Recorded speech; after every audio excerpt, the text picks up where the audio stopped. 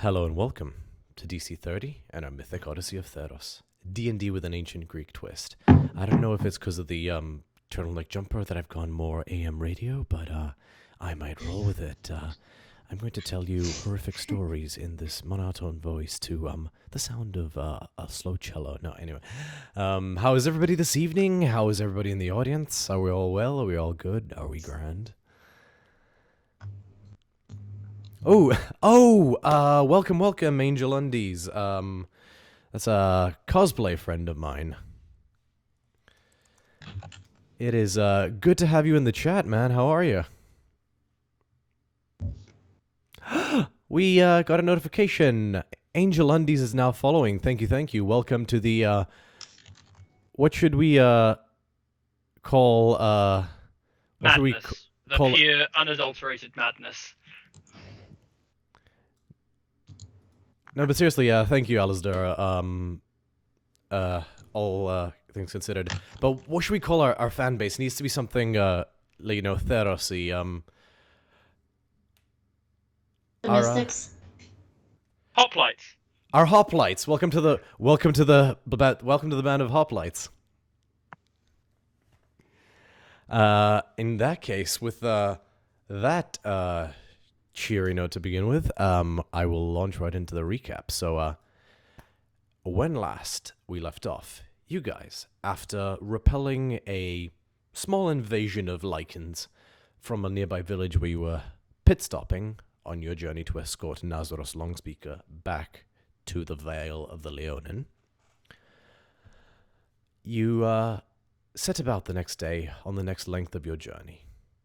You comforted the townsfolk for those they had lost, and the incredibly grateful townsfolk, poor as they were able to see that you were set off on your journey, not wanting for food and not wanting for warm clothing. The trek through the Cataclysm Mountains, the incredibly mythically dangerous Cataclysm Mountains, proved to be actually fairly without cataclysmic event for you guys. The most serious thing you ran into was an injured Akron initiate who you were able to bring back from the brink of death and send on his way. And a strange mirror that you've heard tale of appearing in random places that gleaned you a little bit of insight into the journeys that some of your friends are undertaking in your absence. After about 3 days, without major encounter, you managed to surpass the mountains and found yourselves in the beautiful golden savanna-like grasslands of Oreskos, home of the Leonin, the place where Amalia was born. And that is where we left off. So guys, this stretch of golden grassland, as far as the eye can see, with the occasional acacia-like tree sprouting thereof, see at one point a buffalo-like creature just solitary graze in one place, but the expanse of grassland is before you.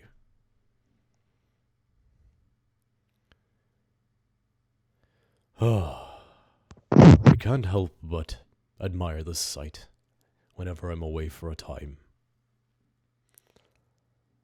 And you look, and Nazaros does seem a little in awe. Speaking to Amalia mainly, but also to him, the safest path is just a straight one, I guess, from here.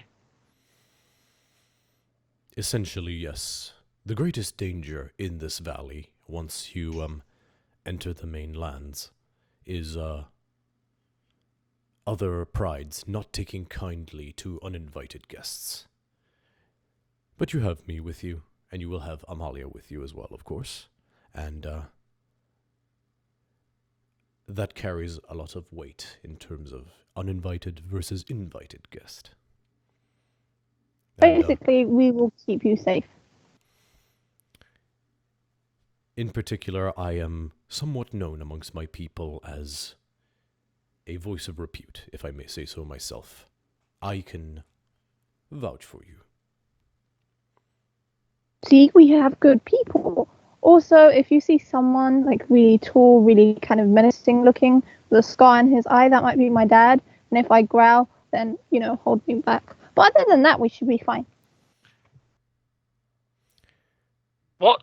So, onward. What? Nazaros quickly murmurs to the rest of you just out of Amalia's earshot.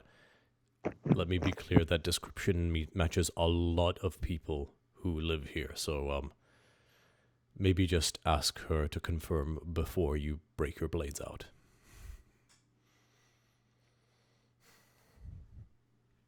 But in any case, the dust crawlers are no longer welcome in this land. I would not expect to encounter them.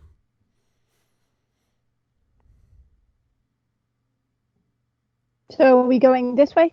He points eastward, sort of north by northeastwards, and says, "Yes, Oriskos is that way." And Amalia, you've been to you've been to Tethmos, the one city in this land, a few times. You know the layout. You know what to expect from it. It's stone buildings with sort of white windmills that protrude out the ground at different places. With the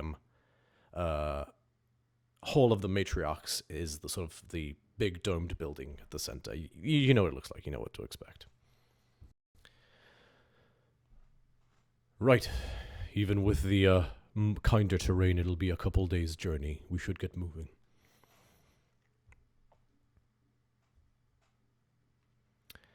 And so you guys set off. Can I get a marching order?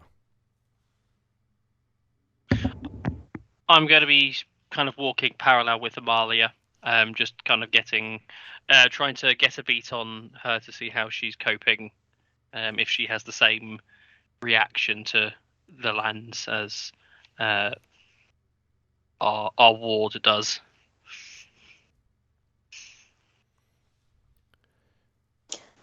I'll probably be at the end.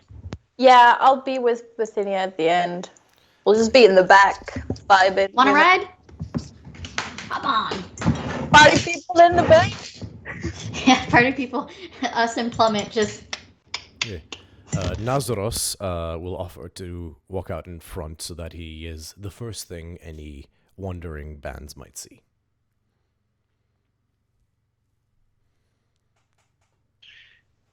Gets no complaints from me, but we still stay close. He's not going on we're only a couple of paces behind him. Of course, and if we wouldn't run into anything that isn't a Pride of Leonin, I respectfully reserve the right to take several steps backwards. That is A-okay, and I deserve to get my axe out and hack some people in half. Reasonable, very reasonable. All right, so you guys set off, and the march is much kinder than the one you've just experienced. The Cataclysm Mountains are basically vertical in some places, and this is soft, much more forgiving grassland, broken up by the occasional hillock. Can I please get someone to roll me a d20?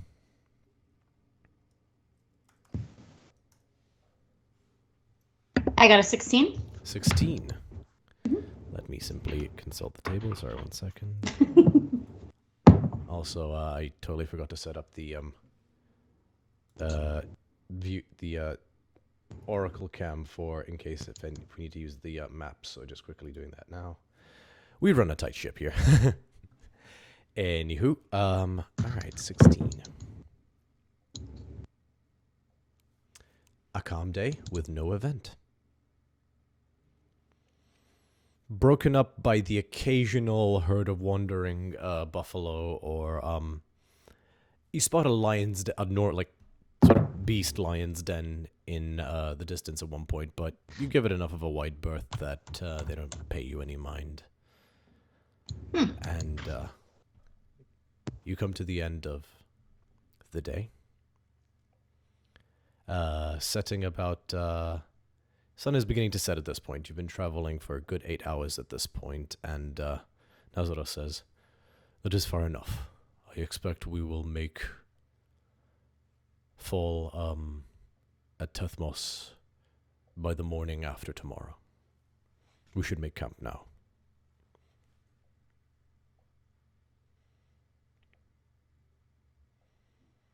Are there any beasts that we should be aware of that could attack us overnight?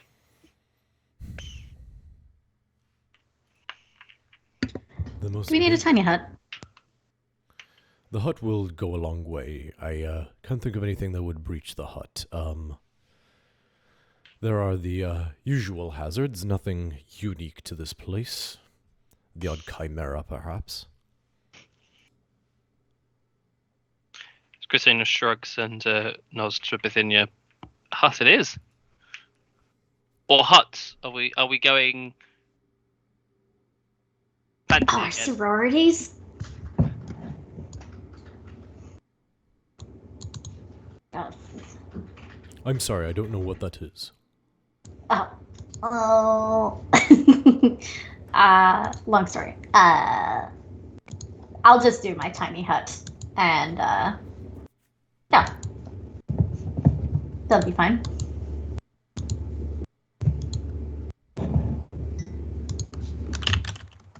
Big enough for all of us, I believe? Yeah, you guys can all fit fine. Plummet may have to, your unicorn mount may have to, for anyone who is watching, may have to park outside. Plummet's a bit big. Plummet the Pegasus, alright. No, not a unicorn Pegasus, you're right, that's my bad. Okay, you guys Although summon if that's the an dome. option. You guys summon the dome. Oh, and- wait. Could we get a unicorn that's a Pegasus? I think that if I had a Pegasus and Hilera had a unicorn, we could all be friends. What if they make babies? Then we'd have unicorn Pegasus babies. Like little ones? It sounds like- like a horrifying experiment, but I'd be very interested to know what properties the blood of such a creature would have. Well, this sounds like something that we can inquire when we're back at the university. I know some people. See, Good it plays plan. for no people. I like this idea. Also, does somebody want to play cards? Because I've got cards. The last time I saw a deck of cards, it didn't end well. And plus, you need kind of alcohol to play cards. It kind of goes hand in hand.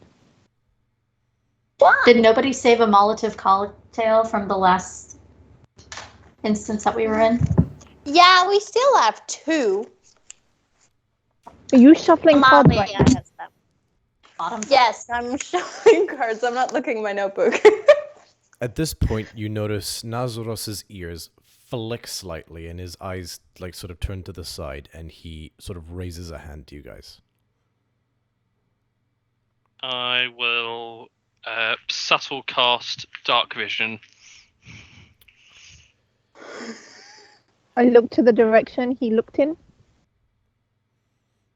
I'm blind. Make a perception check, both of you. And Skotinos and Amalia. Okie dokie. Oh wait, what am I making? A perception check. Oh, that's a question. Because I've used wild magic, do I have to roll on the wild magic table, or Did is you it an use option? the shard? That's not bad. Well, I am attuned to it, so I I don't know believe whether it's or not. only when you use the shard's feature. Let me double check how it works. Yeah. D&D. I Beyond. cast Fireball on ourselves. That's exactly what we need. Yeah, by the especially way, right now. perception. So, anybody watching? Oh, the that's a first nat time, 20. That's a great start. So 23 on the perception. Skotinos has And a 15. when you use a meta magic option on a spell while you are holding or wearing the shard. Are you doing either of those? Did you like? Well, I'm attuned to it, so I don't know whether or not that means I have to have it worn or not. Where is the shard right now? Yeah, Oh, to be honest, it'd be on. It says you can roll on the wild magic surge Okay. table, not that you must. Okay, cool. I will not on this occasion, but I will spend the That's fine. point. So Skozinos has a Feywild shard, which gives him limited wild magic capabilities, even though he is a blood magic sorcerer instead. For anyone watching for the first time. So with a natural 20, you see about 100 feet off, nestled very low amongst the grass, a glimpse of fur here, a flash of leather there, a glint of metal, some humanoid figure that you can safely assume may be more Leonin. You spy about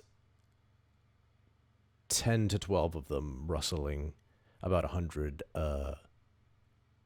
feet away from you guys towards where the grass is a bit taller. Amalia, would you roll? 15.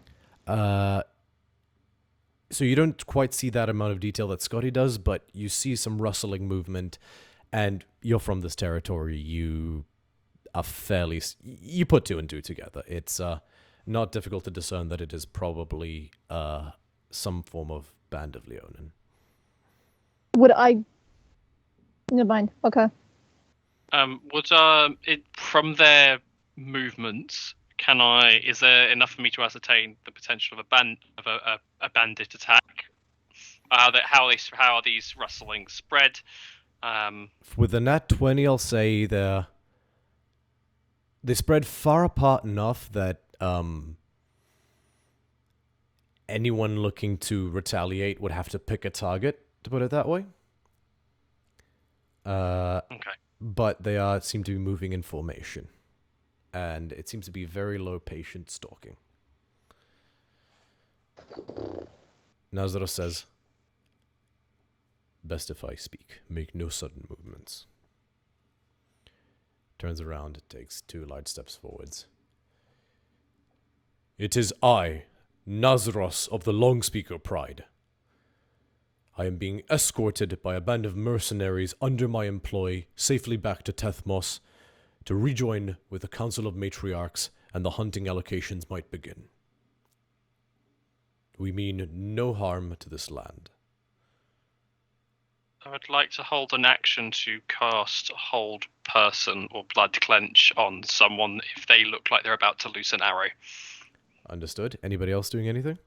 I'd like to stand by Nazaros because I think, did he leave the hut? He did leave the hut, yes. He's sort of standing out in the open to make himself very obviously seen. I'd like to hold. If they do anything aggressive, I'd like to grab Nazaros and pull him back. Okay, very good. Anybody else? Holding an echo, just in case anything happens, to, cast in front of them. Okay. Oh, that's a great use. That's very clever, yeah, actually. And,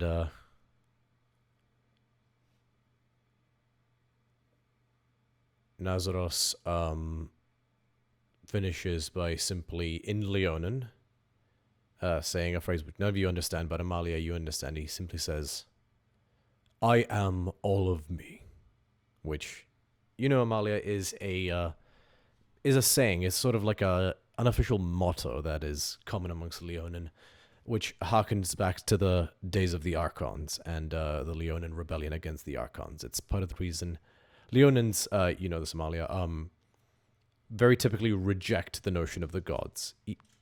Acknowledge their existence, of course, but don't ascribe to the idea of them being something worthy of worship, and the idea of being... And they're very individualistic in that sense, and that's why many of them are iconoclasts. Those who reject the idea of belief, in that sense. And the phrase, "I am all of me," is meant to symbolize that.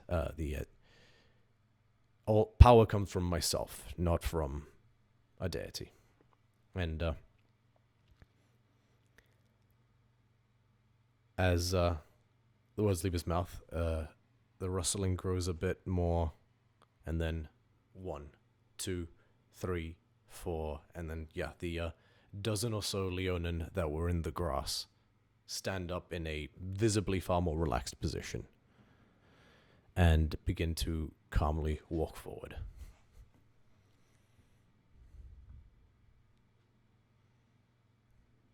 I continue to hold my action to do the same thing. 'Cause I don't trust anyone.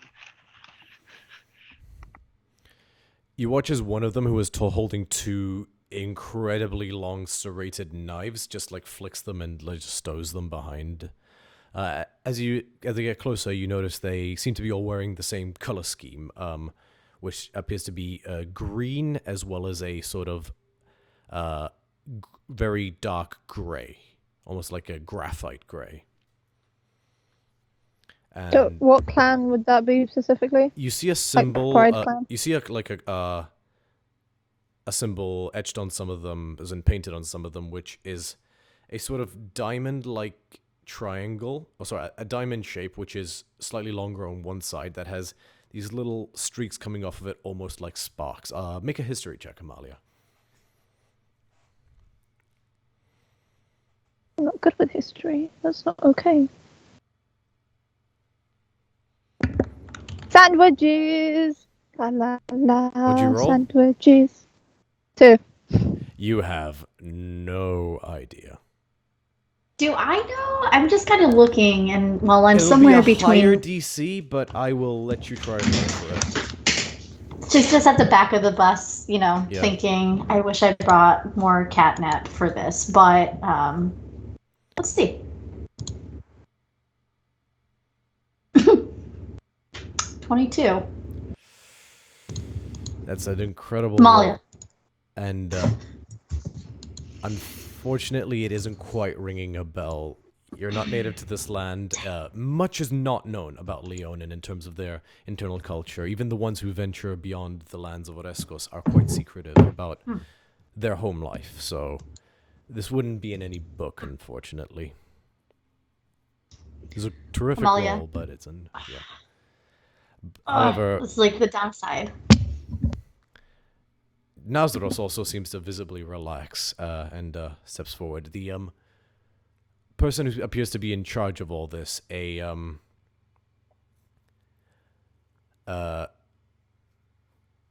older Leonin, much like Nazros, but female with incredibly long silvery tufts of hair behind her ears and the fur around her face having long ago turned incredibly gray, almost framing like a mask around her more auburn, almost colored fur. She has a slightly reddish tint through it. She moves with the grace, like they all move with the grace of a cat, but this one in particular you see has slightly more staccato movement, almost like some sort of crotchety old lady that somehow is still lithe as a gymnast.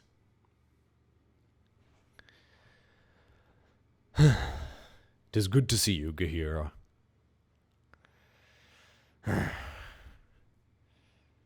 You got soft, old man. Took you this long to spot us." Nazros turns. This is Gahira is matriarch of the Flint Claw. Wait, Flint Claw? Flintback, sorry. Gahira is matriarch of the Flintback Bride. They mean us no harm. The other Leonin as well begin they've already sheathed their weapons and they just seem to all just come up to you guys and nod in greeting and acknowledgement. They seem perfectly friendly. I will relax my guard and look for one that looks like Amalia with the missing eye, just in case. Make a perception check.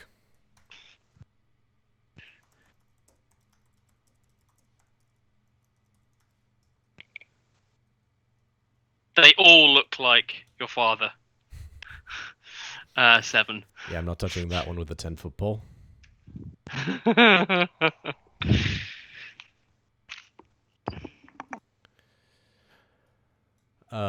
But yeah, no, you don't see Amalia. someone who matches Amalia's description. There is one who has a scar over one eye, but it's like shorn half his face off as well. He's like missing a tooth there. And like an entire ear, and you feel like Amalia wouldn't have left those details out if that's how bad it was.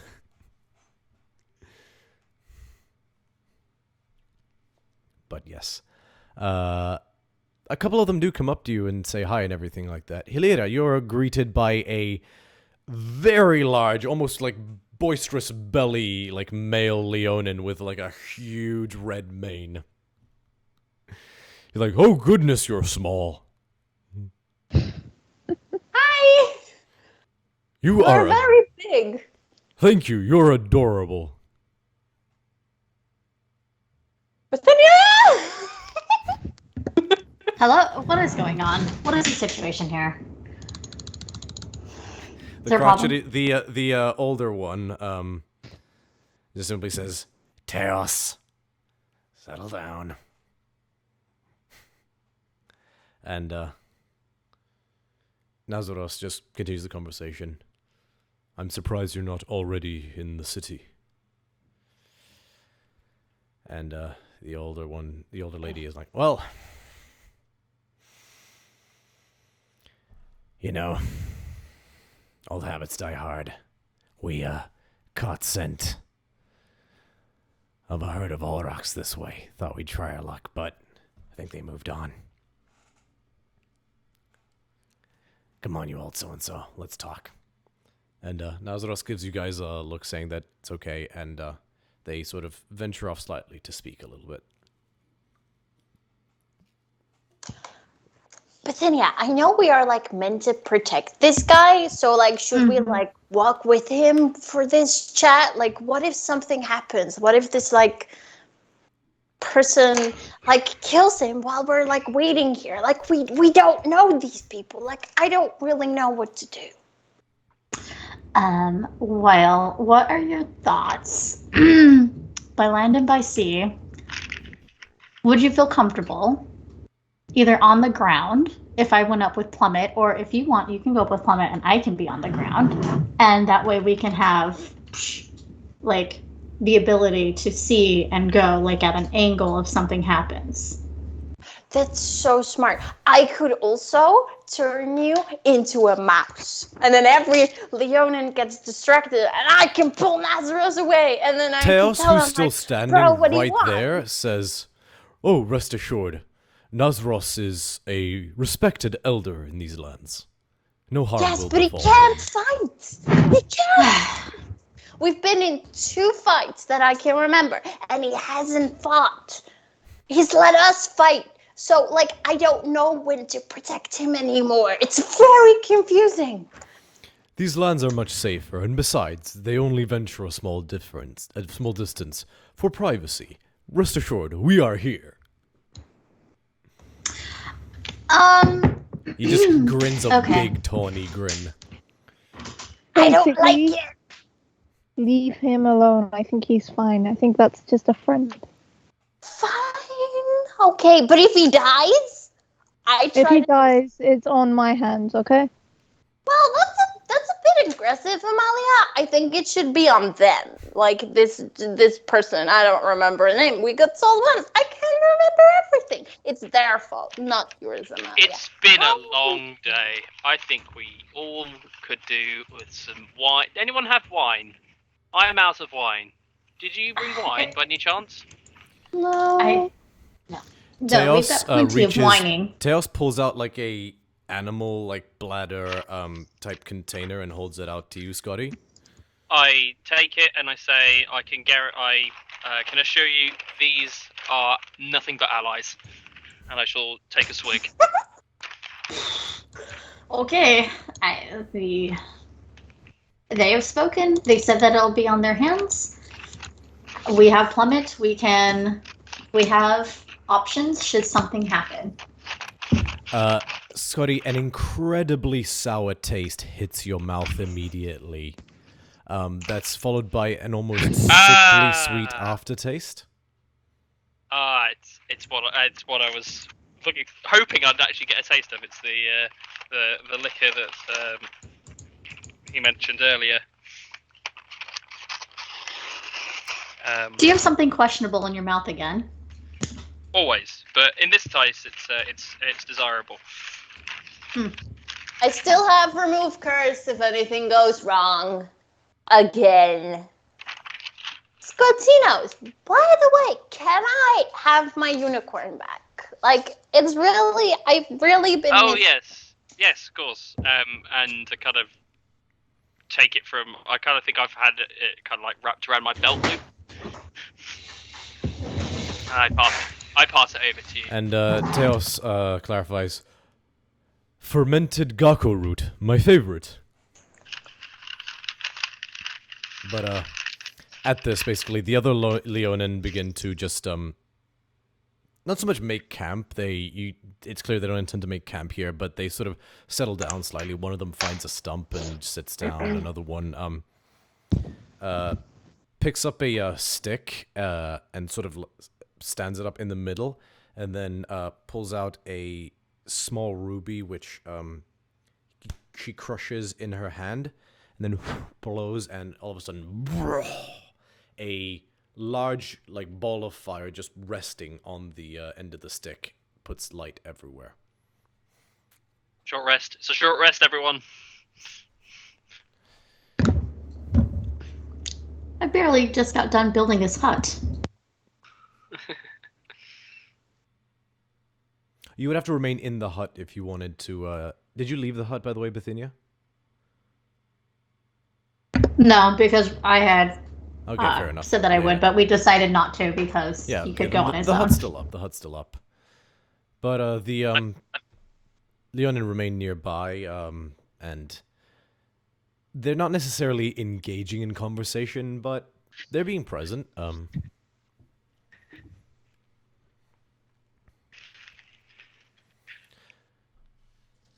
How does my unicorn look?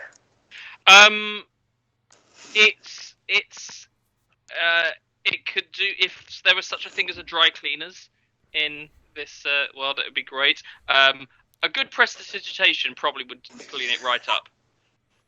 But yes, it is rather soiled. Scotinos, what did you do with my unicorn? I gave him to you to take care of, and you ruined him. Scotinos kind of turns and looks, tilts his head, almost like a dog, quizzically, not quite sure. Right. Leonin, who created the continual flame in the center, sort of just turns around, and I presume, Scotty, you're holding out the unicorn, right? I think Hilira has it now. Yeah. But, yeah. She approaches you, and she seems to be maybe just a little bit older than Amalia, but she's dressed in almost like a sort of it's not really a robe because it's sleeveless, but it has sort of long tassets that cover up her legs, and it seems to be made of a sort of thick jute-like fabric. And you do notice bandoliers of various alchemical bottles surrounding her. But she comes up to you, and you sort of spot her piercing golden eyes staring at you, and she holds her hand out towards the unicorn. I will push the unicorn into her hand, and I will take off in a full sprint to Scotinos. She takes it from your hand and just begins tracing her hand in the air, and bit by bit, any soiling begins to fade off as she prestidigitates it back to a clean state. I'm probably 10 feet away, so it probably is takes you half a second to get to me. Are you gonna try and run? No. I'm gonna try and tackle you. Okay. All right, make an athletics check, both of you. No, Scotty, athletics or acrobatics. This is a grapple. Okie dokie. I would like to use Mirth or Leap to attempt a high jump to offset this. Okay, roll your mirthful leap jump. Roll your amount of mirthful leap. Okay, dokie. I think it's a 8, is it? Is it a 8? Every little bit that can help. What'd you roll? I'm getting the actual dice that I need to roll. All right, no worries. Yes, it is a D8. So the D8 is a 5. Okay, I will say add the 5 to whatever you rolled against the contested grapple check. I'm afraid it is a nat 20 plus 3. Fuck. I rolled a 15. All right, so you grew up in a sporty environment, Helira, so you go for the perfect tackle. Unfortunately, this half goat man just jumps and gets a good 10 feet in the air, and you don't fall over, but you do just run underneath him and come out sort of 10 feet the other side and just lands. I'm very sorry. I didn't realize that I thought that's why you offered him. I'm sorry. Hilira's gonna take a deep breath. This is not me. This is not me. Scotty knows I'm not mad. I'm You are disappointed? Yeah, I am that one very coming. disappointed. Yeah. And I'll make my way towards the hut again, grabbing my unicorn on the way and giving a little nod of thanks to the lady. Yeah, the lady nods and she hands it back to you. Perfect, almost as if it was just out of the washing machine. It's slightly warm as well. No, slightly toasty. While this is going on, can I just... Say that again, Amalia? Can I hug her before she goes in the hut? Yeah? Just a little. I will hug you back! If anyone's ever seen that meme where there's the guy that just has his hands on his hips at a sporting game looking very unimpressed, that is Scatinas right now. This is kind of picture Boo hugging Sully. That's probably me and Hilira hugging. Oh. I'm at a weird angle. Yep, pretty much. I'll say actually then, sort of because it lines up, about this point, Nazros returns from just having his quiet conversation. And unless you've drunk at all, Theos will ask for what's left in his bottle back. Disappointingly, I only had one swig, and then I had to start playing Leapfrog. Yeah, he gets it back. He just gives his big belly sort of heaves, and he just gives you a big toothy Leonin grin, and pops the bottle away, claps you on the shoulder, which makes you sink a couple inches into the grass from the sheer girth of his hand. But all in all, seems to be friendly. The others who sort of just remained a little quiet, remained a little kept their distance. Definitely get the sense that non-Leonin are a unusual sight in these lands. But they ultimately sort of gather up again. Gihira sort of gives a final shoulder pat with Nazros, who returns the favor. Until next time. And Gihira nods and gives a nod to all of you, then barks something in Leonin, which Amalia only understands to be, let's move. And they all just break down into an all-fours run and just almost disappear into the grass. Your hot plights are cool. Who are you saying that to? Just out loud.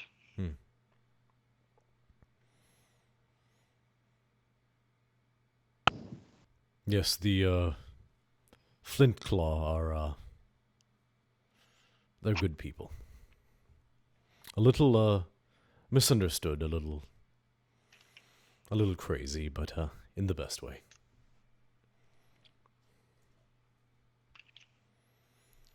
And with a smile on his face, he returns to the dome. Does anyone else wish to do anything this evening before the night comes to a close. Very well.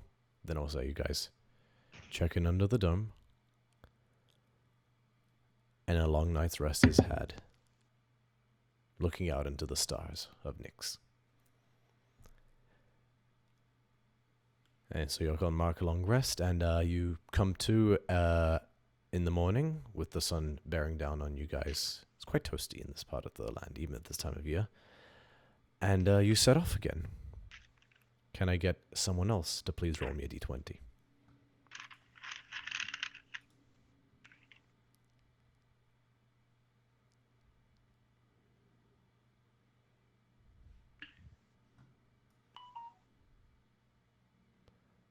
Six.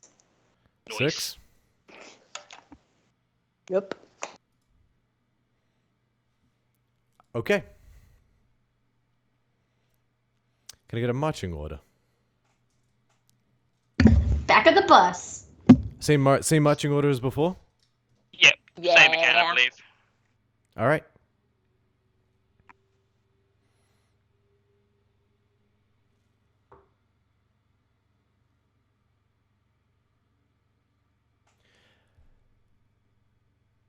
After about 3 hours of traveling, everything's going along.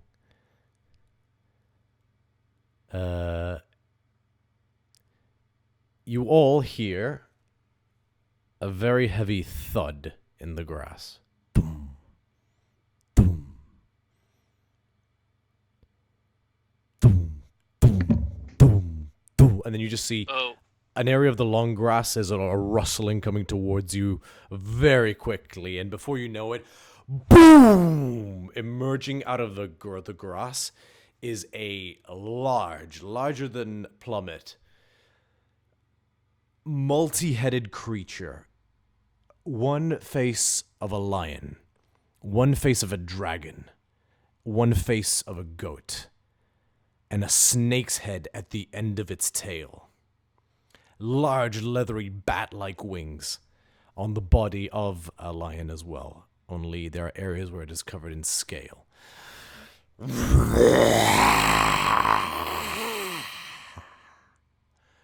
Bithinia, you immediately recognize that you've seen pictures of these creatures before. This is a chimera. Yeah, it's a face or four that only an orphanage could love. And you know that seldom are two ever alike in terms of their body composition. So, you're unsure necessarily what to expect, but I will need everyone to please roll initiative. Oh, I'm so sorry, guys. this is what you get for being mean to Sky.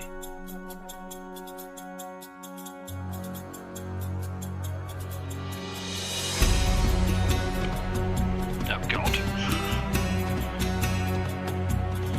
So I'll just get the battle map ready in a second. oh, Scotty. So I got all my good rolls up early, but it really mattered in the PvP section.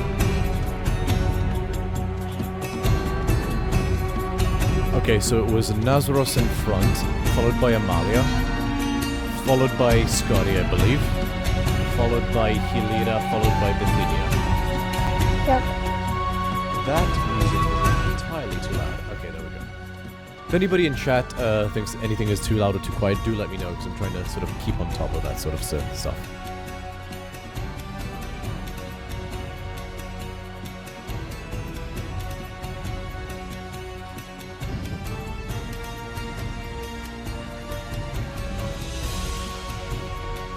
Sorry, y'all, lost my place.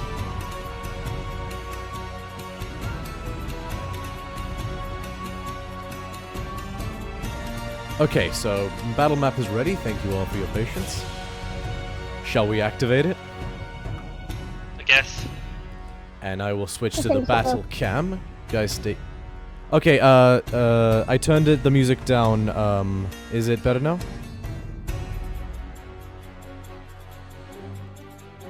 Here, well, let me turn it down a slight extra notch just to be safe. How does it sound to you guys? We can manually control our own volume. Oh, right, yeah. Alasdair, is that okay? Okay, perfect. So I will just, close that. Oh right, battle map cam. Oh, for the love of... 1 second, I just need to turn everybody's cameras on again. 10 out of 10 operation, guys. As in, I'm criticizing myself. You're all good. Cam. Come on, guys, we've got to butter him up quick before the Chimera kills us. You're doing great. Yes. You're wonderful, DM. This is not a lie. I'm not trying to butter you up, but if it helps, you know? Hype train. Alright, almost there. I'm so glad the things were still as they were. I just... Because the NDI switched off by itself, I basically had to re-establish the connection with all the cams. And Scotty doesn't have a cam, I just remembered, so... I do not. I will just Unless you want to turn see a picture of a weird brown box in place of my camera. And, battle cam, change... Foundry virtual tabletop. There we go, battle cam is back. Can everybody see everything? Okay, let me zoom out slightly.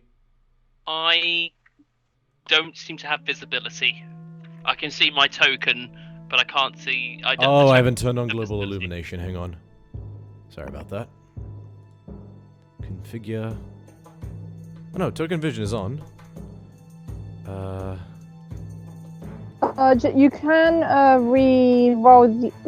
reload the screen, because I did that and then it magically turned up. I'll check Okay, that okay, I then. set it to day mode, just to be safe, but it should be alright.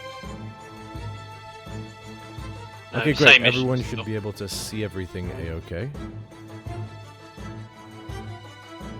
I can, if I move my token around, I can start filling out the map, but I don't seem to have visibility. Okie dokie. Do you want me to send you a print screen of what it looks like?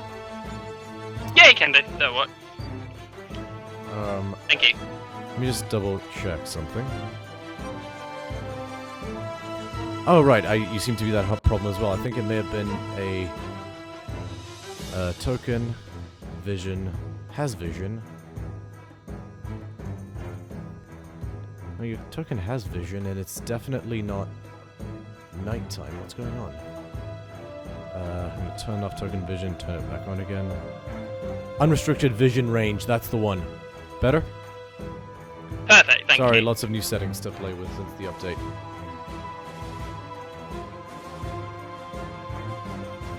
Ooh, nice map. Thank you. This one, I'd like to thank Mad Cartographer is his name on Patreon, which is specifically meant to be the Valley of Orescos, or terrain in Orescos. Alright, so, let me just quickly roll for the Chimera. Let's create a new battle.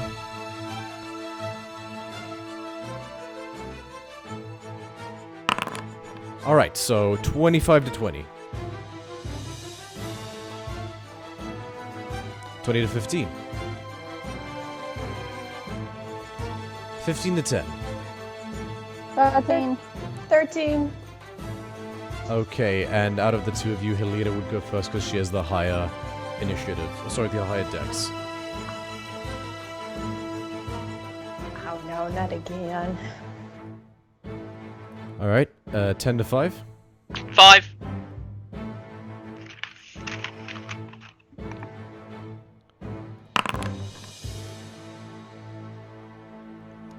5 for Scotty. What's your dex, Scotty?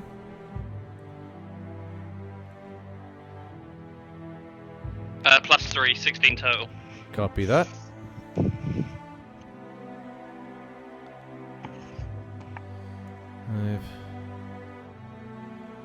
Bithinia, what'd you get? Oh, it is not here anymore. Where did it go? I think it was like a 9 or something. It wasn't very high. And it's no longer on my thing. Does anyone see it on their thing? Mine cleared. Have a look. Yeah, you rolled a 9. Okay. Woo! Memory OP. Alright, so. At the top of the initiative round, This creature will take 2 steps forward. Oh, nope, that is having everybody selected.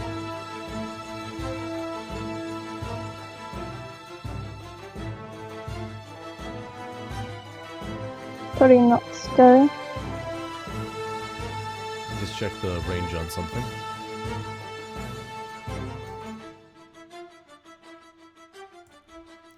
Basically, it steps forward. Doom. Doom. Angles to the side slightly so the dragon head is facing you guys, which then exhales a massive gullet of fire in a 15-foot cone. So, I need Scotty, Amalia, and Hilira to all make dexterity saving throws. Magical effect? I will say no, sorry. It's just a innate natural breath weapon. Oh Jesus, I'm gonna die. Dirty 20. Dirty 20. Sandwich. Succeeds. Amalia, what would you roll? 2. Okay, that fails. So, Amalia, you take... Oh wait, wrong die.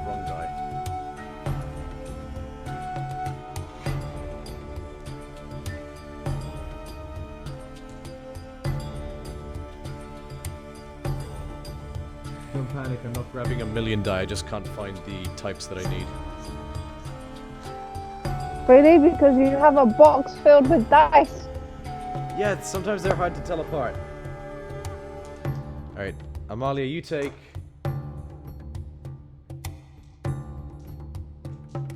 29 points of fire damage as you are engulfed in flame, head to toe.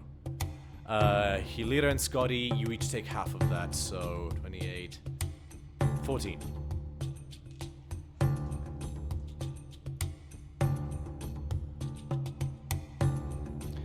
And that is the Chimera's turn. So wait, begin combat.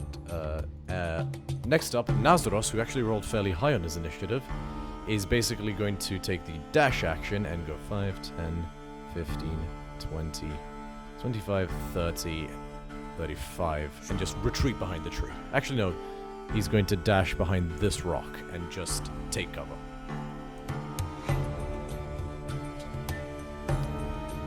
Next up is Hilira. I'm just gonna grunt because once again, Nazaros is not participating in this fight. And then I will point at the Chimera and I will try and cast Polymorph. I wanna turn him into a tiny creature, Raven. Okay, Wisdom save. Wisdom save. That's a 4th level. So you're doing it at 4th level, right? Just double checking. Yes, because Cool. I don't think I have it at 3rd. Yes, it's 4th level. Alright. 1 second, sorry, I just need to put the dice back. Try not to get my new dice mixed up with the old dice. As you do. Alright, Chimera does have advantage. Fuck. Wisdom, right? 16? My DC is 16. So it succeeds. Nah. So question, what were you gonna turn the Chimera into? Like a raven or something? I don't Okay, know. Raven, you're going with Raven? Oh dear. Why? That doesn't sound good. Wait, I can what? fly. What? Yeah, you were gonna turn it into a Raven. Yeah, that's what I said. Okay. I said raven. The sort of rose-colored bolt that you release from your hand bounces off the Chimera's hide and flies straight back at shit. you and hits you in the chest. And you guys turn and watch as Hilira. I can't do crow call. Where Hilira was is now a flapping raven. Okay, I'm gonna try and find HP for a raven. Thanks a lot. That's my turn. I It can't should do be on nothing. D&D Beyond, I think, if you look up Raven. I'm gonna try and find it. I'll be fine. That's my turn. Goodbye. If you can't find Raven, I know. Oh yeah, Raven is absolutely in the D&D Beyond. It was first entry was a regular ass Raven. You have 1 hit point.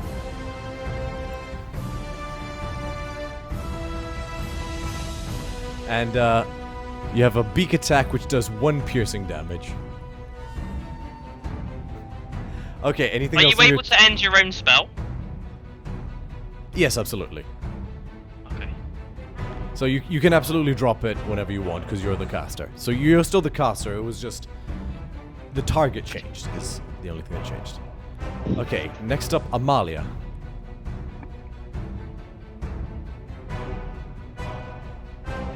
Amalia, I can't hear you. Oh wait. Can you hear me now? Yes, I can hear you now. Okay. Can you put an Echo Knight here? As in, right next to you. Right in front of me. Okay, absolutely. So once more, you guys watch as Amalia summons forth a ghostly apparition clone of herself. Spells and effects. Echo. Right here? Yes. And then she will use my ambusher. And she will say the magic words. Okay. Oh, wrong thing. Sorry, I'm in the... too many screens. So yeah, you guys watch as Amalia speaks the command word again, and her axe becomes 3 times its normal size.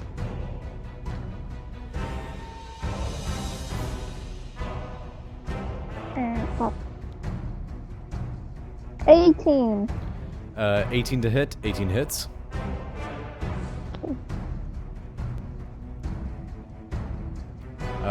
Do your attacks... 11. 11 to hit? 11 damage. Okay. Good to know.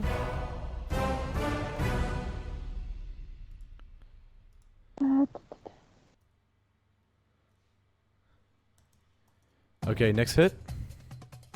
28. 28 definitely hits.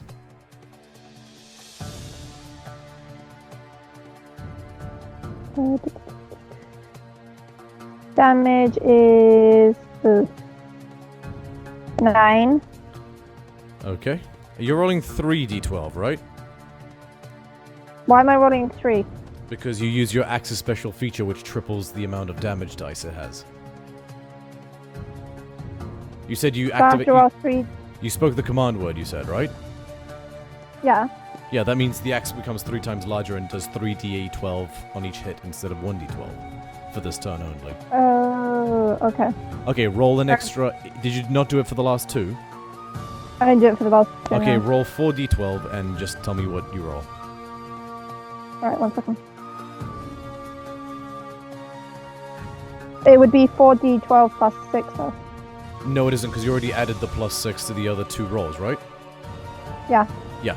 This is just the total amount of extra die you would have gotten to roll. So just 4d12. Okay.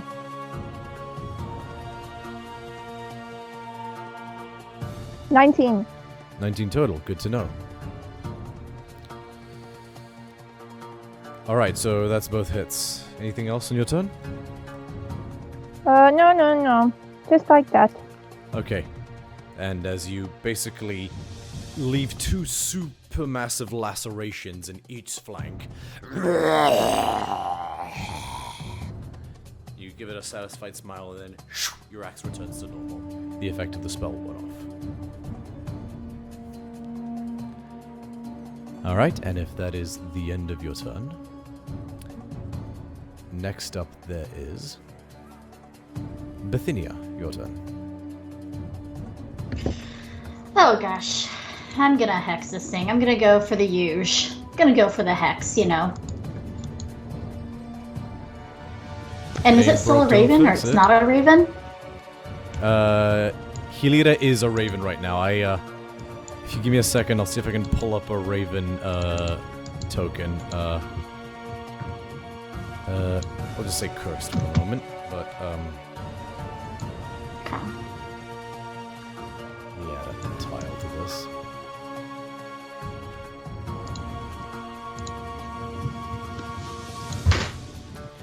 Okay, it's gonna be a tile instead of a true token because that's easier for me just right now. Oh wait, no, can I?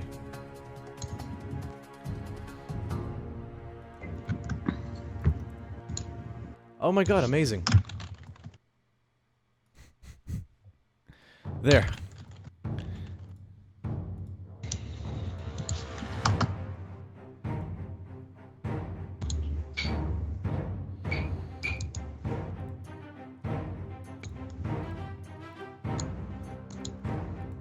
Vision, resources.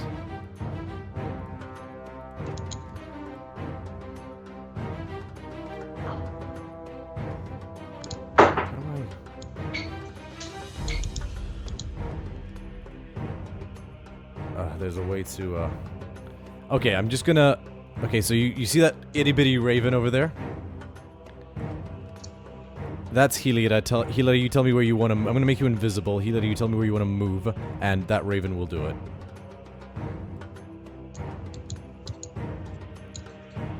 Anywho, so yeah, Ubithinia, on your turn? Yeah, so I'm gonna hex it. Yep, it is hexed. The blue glyphs begin encircling it once more. Can I Eldritch Blast this thing? Oh no, I can try. Yeah, you can certainly try. Something tells me that Friends isn't gonna work here.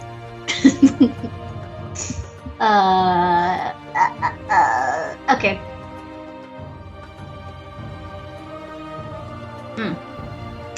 19 for the first one. 19 hits.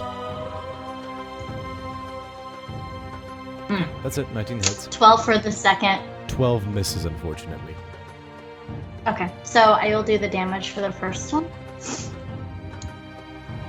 The second blast just ricochets off its hide, but just glances off into the sky. It doesn't seem to specifically bounce back towards you like the other one did.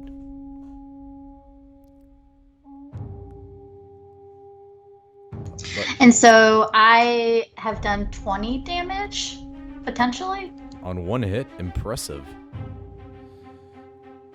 So the second strike blasts off into the sky, but the first one lands right in between two heads here and just bores a hole out of sort of atomized energy.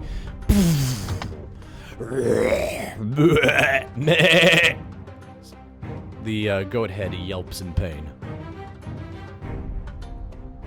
You do notice as well that you've never seen in at least in any description before, the goat's head has a third horn, which is almost unicorn-like, sticking out of its head. Curious. This is demonic. I thought I saw something like this in a book once, but I can't be too sure. This is weird. All the more reason to dispose of it. Yeah, so I... Yeah. So action, I'm bonus good. action. You have movement if you want. I am going to move one over. Very well. Maybe two. Just... Well... One. We'll do one. That's enough. That's enough for me. Very well. Next up is Scotty, I believe, right? Yes, Scotty, what would you like to do? Alrighty, so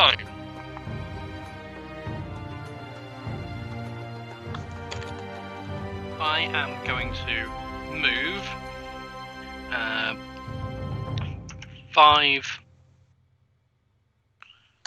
10, 15, 20, 25 and get to the other side of him.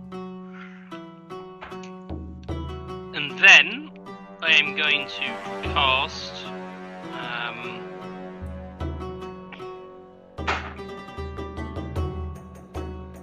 I'm going to attempt as a bonus action. I'm going to spend 2 sorcery points to quicken a spell of hemorrhage. Okay, what saving throw is that? That's a Constitution saving throw.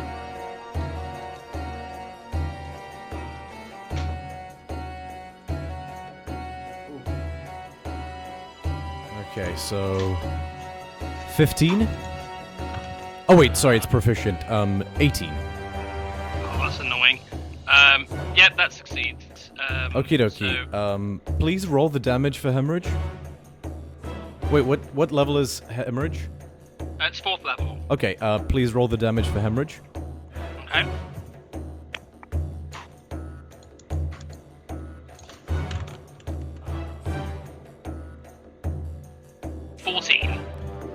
You take 14 points of damage as basically you sort of, your eyes go red and you feel the, you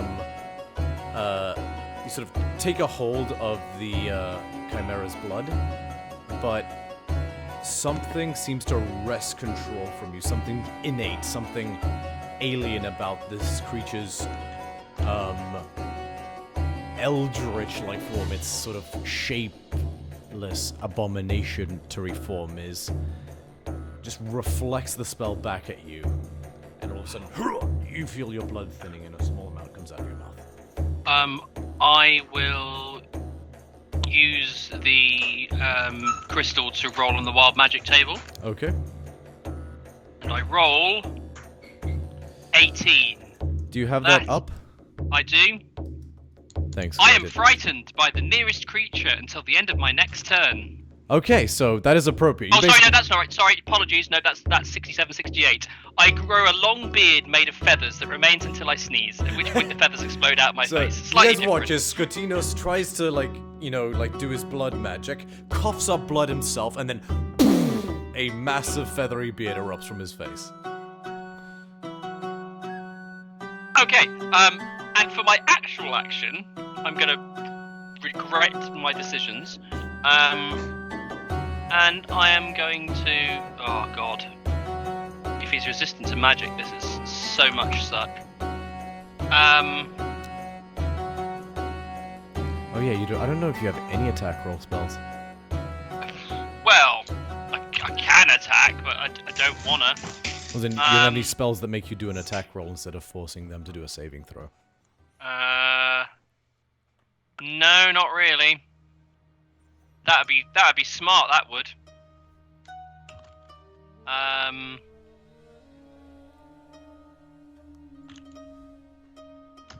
I'm going to hold my action. No, that's silly. No, I won't do that. I'm gonna throw my eggs into one basket and try and cast poison spray at him. So another Constitution saving throw. Okay.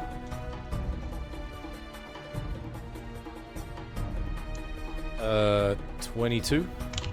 Yep, so I guess I'm taking this. Unfortunately so. That's another 6 points of poison damage. You spray the poison and the snake seems to basically swallow it and then spits it right back at you, the snake head on the tail. Well, I have been really effective this turn. I hope everyone feels well assisted. And I'm gonna just, I'll end that disaster there. Okay. Top of the initiative order, the Chimera sort of looks around and, first things first, gets its breath weapon back. And is going to... So first of all, it doesn't like the person who just slashed the shit out of it in front, so it is going to substitute its claw attack with another breath weapon attack. Amalia, I need you and your Echo both to... Oh wait, it's half damage, so I'm afraid... It releases another gout of fire in your direction. Your Echo is unfortunately destroyed. Oop, accidentally paused. Amalia, please make another dexterity saving throw.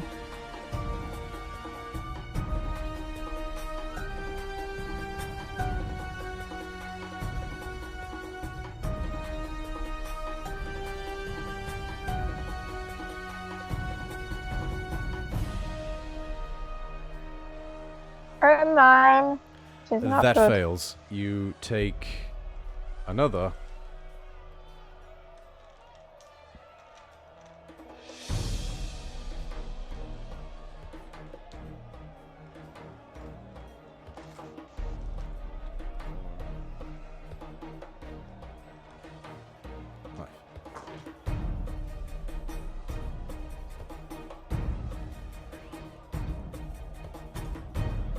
33 points of fire damage.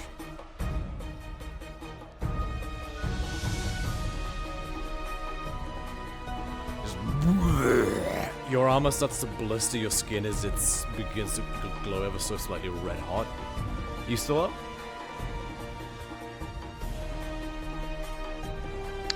Yeah, I'm still here, just looking rough. Okay. I have no whiskers anymore. It's pretty pissed at you, Scotty, and it's right there. And since you're right there, it's basically its tail, the snake, turns towards you, and it's going to do a tail attack against you. Does a 20 to hits? Yes, it does. Okay, you take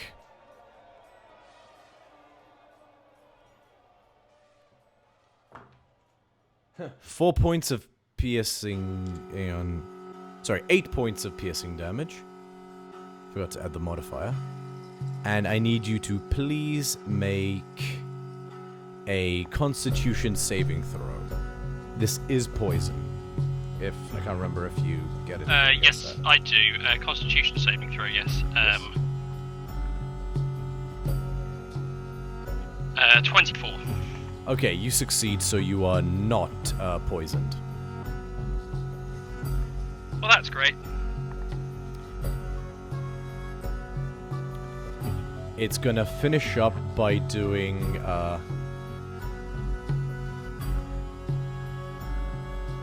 it's basically gonna turn towards you, Ubithinia, as you're the other one who shot it.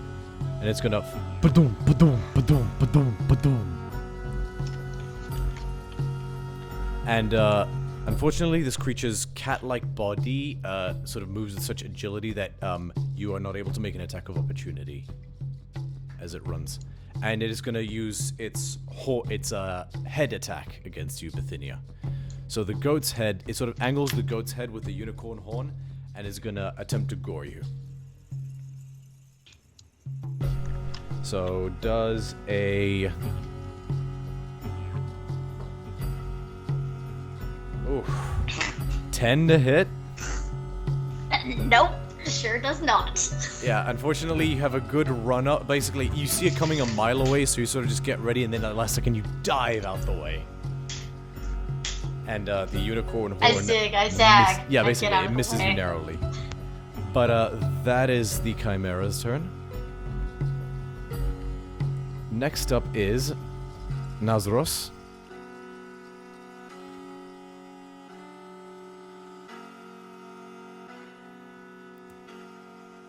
Who is just quietly from there. He watches, he pops out a crossbow. Sort of pops it against his chest. Loads it up. And is going to take a pot shot. Rolls a natural 3, so unfortunately it hits, but it just glances off this thing's armored hide. Next up, it is you, Amalia. Sorry, Hilira. It is Hilira. You are a crow right now. You are a raven. Yeah, because you did something with the Hilera's token, I can't see anything anymore. Oh. I'm just in an empty field. But I only made you invisible.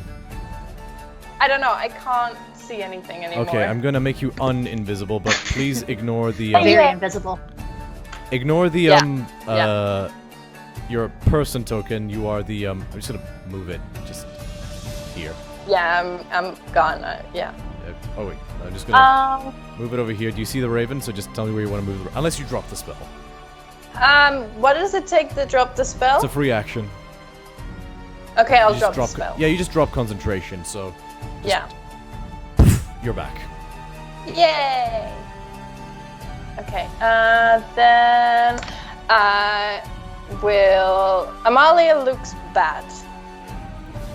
Yes.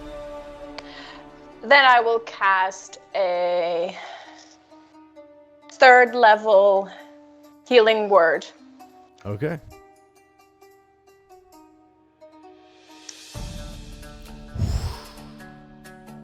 $11. You Amalia, heal 11, Amalia. And then... Let me see... That is a bonus action for me, or not? It is a I always bonus get action, yes. really- You do still have your action. I'm so sorry.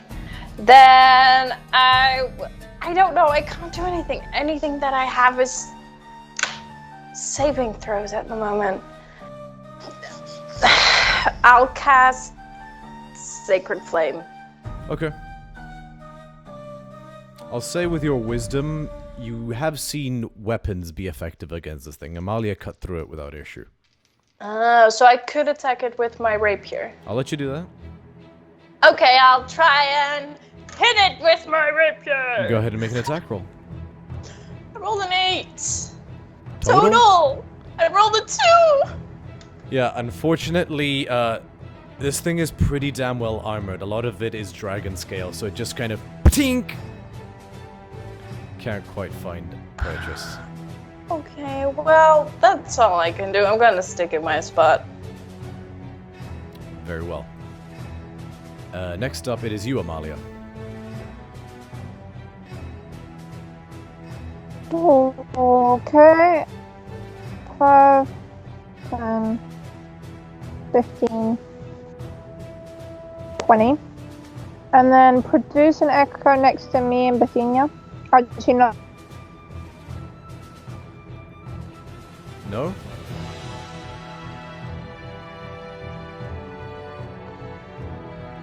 Next to her, like, not in between us, but next to her. Yeah, like Yep. this. Yeah, This thing thank smells you. terrible. And then we're both gonna attack it with my axe. Okay, so you're using Unleash Incarnation? Yeah. Okay, make 3 attack rolls. So you'll be doing normal damage because you used your axe burst, or your axe's feature last turn. Yeah, that's fine. Okay. Alright, so the first attack is to hit is a dirty 20. That definitely hits. Go ahead and roll damage.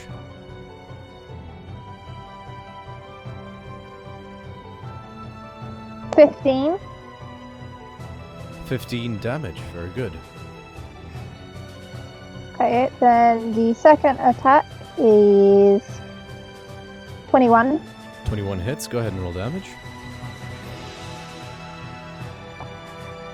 Yep.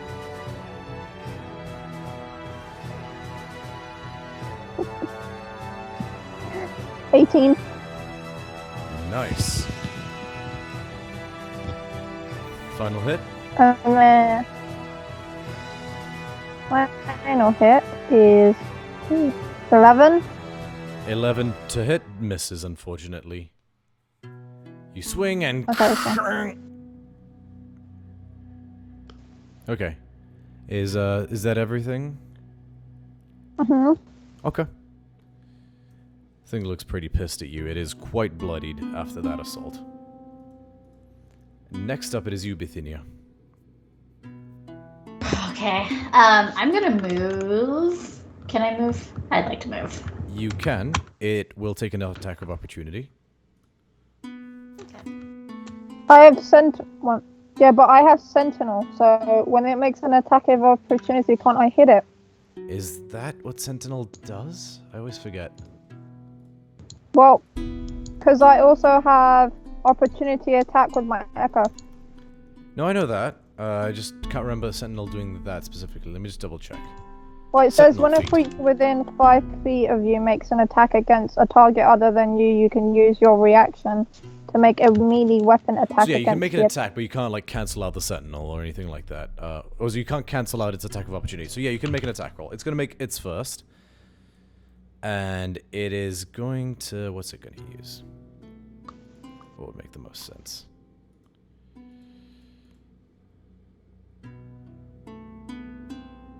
It's going to try to lash out at you with its tail.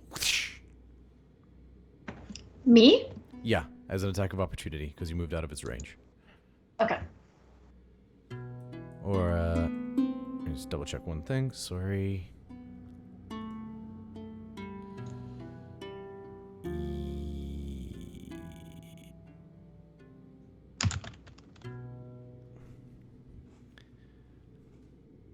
Actually, it can't because you didn't move out of the tail's range, so it'll have to do a head attack instead. Ooh, it's a natural 18. Oh, that's so do I get the benefit or no benefit from because my AC is only 14, so what benefit, I sorry, don't- were you referring to? You might. I don't know if there's a benefit from someone else, like any protection or debuff. Oh, no benefit to protection, but Amalia is going to be able to do damage to it because it attacked you. Okay, so You- I'm Yeah, sorry? so I'm going to go back into You take uh, 9 points of piercing damage plus 4 points of radiant damage from the unicorn horn. very quick question. Did we have a short or a long rest between the last game and Yes, this one? this is like the next day. Okay. Okay, that's its attack of opportunity. Amalia, go ahead and make your sentinel attack. You said So how 9 do- damage? 9 points of piercing damage plus 4 points of radiant damage as the unicorn horn pierces your skin. Okay. Question: Yeah? Would it be because it went to go attack Bithynia? Would like its tail be behind, like in front of me, or is the head still like in front of me? So the heads are still in front of you. It didn't use its tail to attack because it couldn't, because the tail has reach. Therefore, Bithynia didn't technically leave the tail's reach. So it used its head attack instead. So you're currently staring at its sort of wing flank. 17. Sorry, I didn't think it would jump to the next playlist. Let me switch back to battle music. That's something else entirely. 17 does hit. Go ahead and roll damage. 8. 8. This thing's starting to look rough. Okay. Can I do my Eldritch Blast now? Yes, you can. Okay. Although Maybe I will I ask you to can. quickly roll concentration check on Hex. Okay.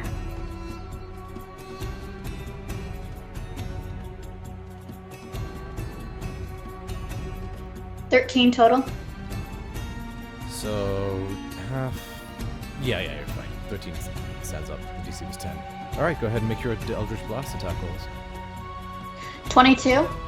22 hits. Go ahead and roll damage.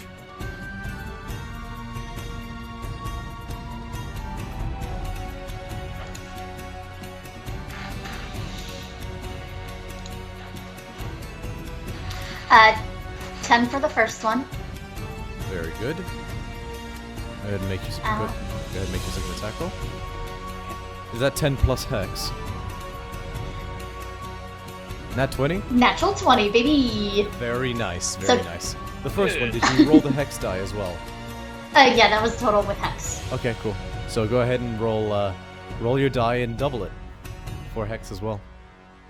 And then add your modifier.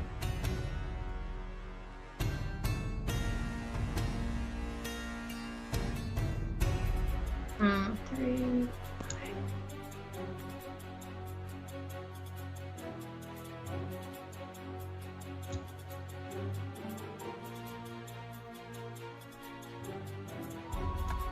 Do 2 hexes? Or So yeah, so it's your choice. You can either roll the Eldritch Blast D10 and the Hex D6 and double whatever you get, or you can roll the die twice and add the total. I'm so confused. Roll your damage. Roll the dice damage and double that number, then add 5.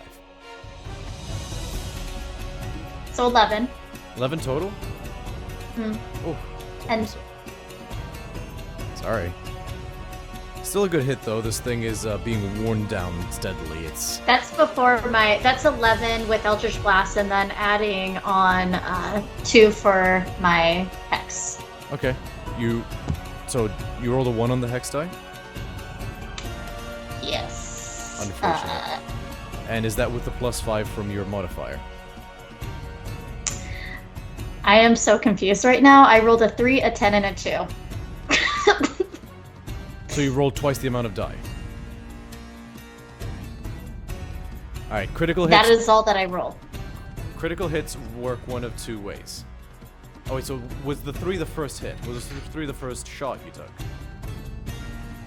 Whew. Oh gosh, this Alright, is math. let's start again. When you took your first Eldritch Blast shot, what did you roll on the die then? 3. Okay, fine. That was the first one. On the second Eldritch Blast shot, you rolled a 10? Mm-hmm. Well, that gets doubled Yep. to 20.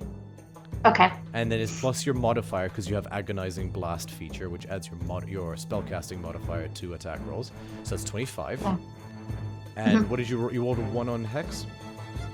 Which gave me 2 points. Or I rolled a so 2. 27 points of damage. Okay. Okay. And... Okay, I think I did the math right. Because I basically had to re-add the damage I just... No, okay, I've got it. It just took me a second. Okay, is there anything else? Did I already move? And that's what I started my You turn did with, move, was yes. moving, so... Yeah, so, I am good here, and c'est la vie. Okay. Next up. Scotty, it is your turn. Alrighty. Well, I'm screwed. So, I think I might have to throw my eggs in one basket and risk it all again. And if it all fails, then just bail out. So I'm going to spend another 2 sorcery points to quicken a second attempt of casting Hemorrhage. Okay. 23. Damn. Oh yeah, it was 16, so 23. Alrighty. D8. Okay. I need to use my Unscarred Resilience to stop myself from falling unconscious. That's fine. So I'm gonna check that. So that would have been exactly so roll plus 9, 10, 11, 12 means that I only take 4 points of that damage. Oh god. I am going to use my action to disengage. Well, no, I'm not. I'm actually fine at this point here. I'm going to. I am really not useful. So I will. You hear Nazaros pipe up. You have horns! I also have 12 hit points. I am going to, as a bonus action, cast Healing Word on my. Actually, Amalia, how are you looking now? You can't cast Healing Word because you cast a slotted spell as your action. Yeah, or your bonus there's action, no either point. way. Also, for future reference, you're worse than I am. Yeah. So I am going to. Actually, I'm going to take a moment. I'm going to take the hide action. I'm going to back here for a Okay, second. go ahead and make a stealth check. Because I am not in a good way. And I roll 5 total. Okay. You can't possibly see me. This bloody stump was always here. Fortunately, the tree's a little thinner than you initially thought, so your tail's kind of peeking out slightly. Alright. Glad to be part of this fight, guys. Anything else, Scotty? More regret. Okay, fair enough. Top of the initiative order, Chimera. Does not get its breath attack back. So instead is going to basically, surrounded by the people it hates the most in the world right now, going to begin with a tail attack against you, Amalia.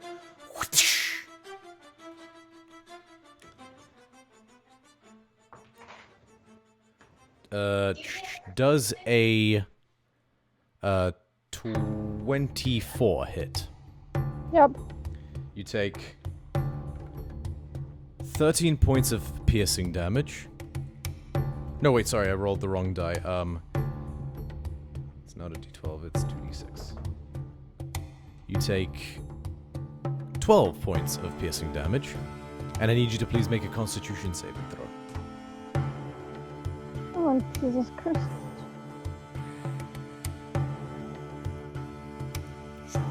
$15? 15 is what you needed to succeed.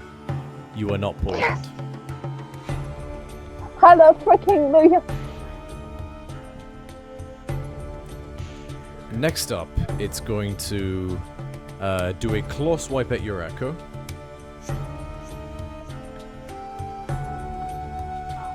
Natural 1. So the echo just parries it with the axe, and this thing is pissed, so it's going to do a head, like, trying to gore the echo with its horn. I don't know why I rolled with advantage, so I'm just going to reroll. That is a 20 to hit. That hit. Puff. And yeah, the echo vanishes. And those are its 3 attacks. What it's gonna do now is take a leap forward, so it has you in its sights, Ubithinia, but that is it. That is its turn. Next up, and then she looks and she's like, and then she does it to every head. Yeah, pretty much. Next up is Nazros' turn. He's gonna think for a moment, stow his crossbow, just leap over the rock as best he can. Good thing it's not a very large rock. Just run up here, and you guys have seen Amalia do this once or twice. So he just roars as loud as he can, using his daunting roar Leonin racial trait, which this thing needs to make a wisdom saving throw for. The DC being his proficiency bonus plus his constitution. So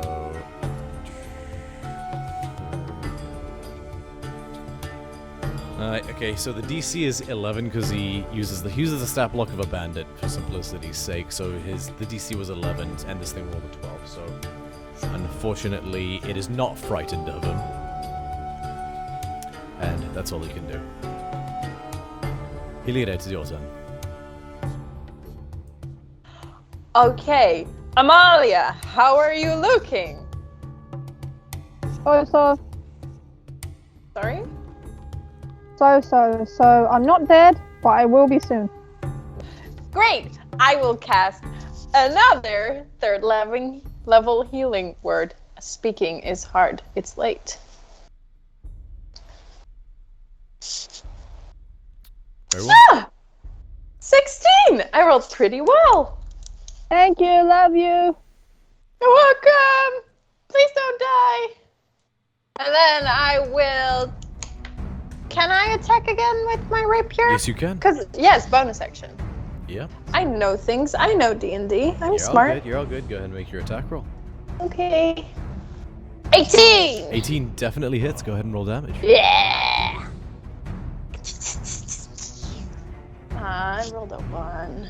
4 damage! Every little bit helps. You manage to basically, opting for a different tactic, you basically pierce its wing and just tear off like a whoosh, like a big old scratch in the wing. And I just want to go like, look at Amalia and go, "Ah!" Very good. Speaking of Amalia, it is her turn.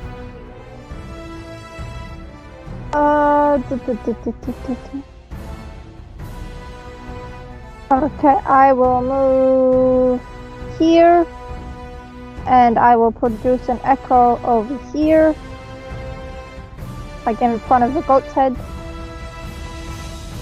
So like So like here. Yeah, actually, 1 minute, I'm gonna go where the tail is, because I want to attack the tail. Okay. And we will both hit again on Unleash Carnation. Very well. Make 3 attack rolls. Right, 1 minute, let me mark off Unleash Carnation.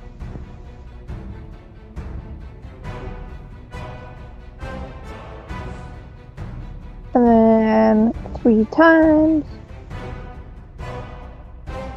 Right. First hit is a 24. 24 definitely hits. Go ahead and roll damage. Damage is a 14. Very good. Second hit. 28. 28 definitely hits. Go ahead and roll damage. 16. Very good. And last time to hit. Yes! Natural 20. Yes! Plus 9, 29. Okay, go ahead and roll some damage. How many times do I roll? So, it's your choice. You can either roll the die twice, or you can roll the die and double it. Okay, it rolled twice for me, so it was a 22. 22 total? Mm-hmm. How do you want to do this? I cut off its tail, and the other echo cuts off its head. Which head? Well, it was aiming for the goat's head, so the goat's head. Okay. I'll say, in fact, with that level of damage, so you basically, you don't so much cut the tail off, you basically go full feral, drop the axe, grab the tail like you're wrestling an alligator, put your claws up against this thing's backside, and just elongate your back until you hear a pulling sound, then poof, you rip the tail off entirely. Whilst at the same time, the echo just raises its axe, and shears off all 3 heads in one mighty swing. And this thing instantly collapses. Oh my gosh. This is wild. This is why you have for this only reason. Combat is over. You guys take a moment to gather yourselves. Now Zeros approaches.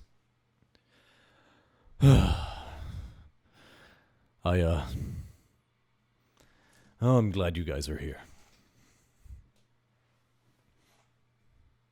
I'm so proud of you. You did something. Good job. Where's Scotty? He looks at you, just says, "Fuck you too," and just like taps you on the shoulder, just pats you on the shoulder. In response to Amalia, you hear going, "I'm fine, I'm all good." And you see that I somehow have managed to make myself a bed amongst the tree bush. And I am attempting to look like I'm reclining in laziness. But there is a lot of his skin looks a lot paler than normal, and that's saying something. And his veins definitely seem to be pulsating with some kind of like black ichor. Okay, I think you need healing. Can someone heal Scotty, please? He looks like he's gonna die. I don't want him to die. I'll be alright. And I blow my own horn as I cast Healing Word on myself. And recover 11 points of things. So I am now still looking pretty beat up, but not at death's door. So I really want to try and get the unicorn horn. Scortinos, do you need to take a nap? Do you want to take a nap? Do you need help with? No. Scortinos, you're gonna take a nap. Begrudgingly, I hand him my unicorn again, which gives you extra healing at the end of your short rest. Okay. Give it to you, and I say, you hurt him again, I will end you. And I skip back. Nazros produces a flensing knife and says, "Perhaps I can be of assistance in this, at least." Great. I want the unicorn horn. That's all I need. You can have the rest. And I try and get the unicorn horn. Okay, while Scotty is going to bed, by the looks of things, can I go? Reluctantly, yes. It seems like he's being put to bed. That's what's happening. Can I go into his stuff and get a vial and put some of its blood into the vial and then label it for him? Sure. I'll say if you're just going for the one vial, yeah, you're able to do that. It's not terribly difficult. Make a survival check with advantage, Hilira. Okay. And does anyone else need any other healing? No, I'm alright for now.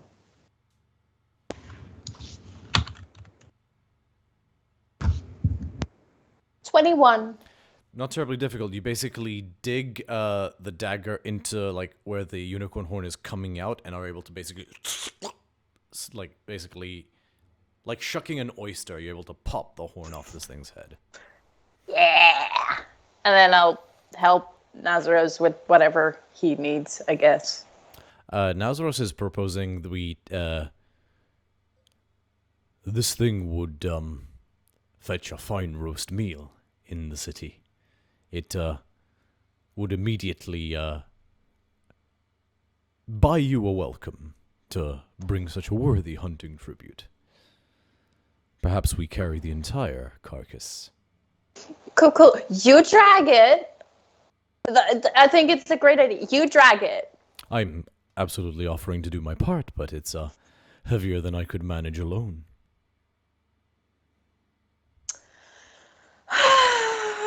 Well... Ubithinia, your steed would be incredibly helpful in such an endeavor. I am more than willing to assist in this to help.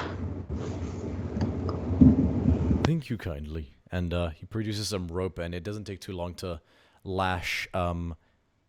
Basically, with a few of his spare blankets, that you guys just wrap up the entire carcass and lash ropes to it and put it behind Plummet. And Plummet, being able to drag 5 times his weight, as he counts as a mount.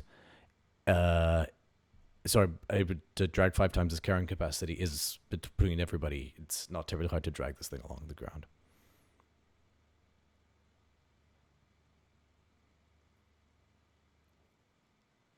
Can I sit with the horn for a little bit and see, like, if it does anything? You guys can take a short rest. If I, like... I'll ask Bithynia if she can identify it for me before I try and, like, do some stuff, and it's a cursed horn of the Chimera. Do you need assistance with that? Yeah. I was gonna do something stupid, and then I decided, well, maybe not. Could you see if this unicorn horn, like, does something cool? Because it looks really cool. Maybe. I've seen things like this before, but I don't know. Being so far out of the city, I'm not as familiar. But I'd be more than happy to see. Can I hold on to it? Yeah, you can have it for a little bit. Okay. She's holding it? How are you trying to discern what this thing's about? Well, maybe Arcana or Nature? You can roll an Arcana check if you like, or Nature, your choice. Hilary, what does the unicorn do again? Nat 20, baby. Nat 20. With an 11, so 31. Jesus Christ. You get 2d6 extra. Perfect. 2d6 on that?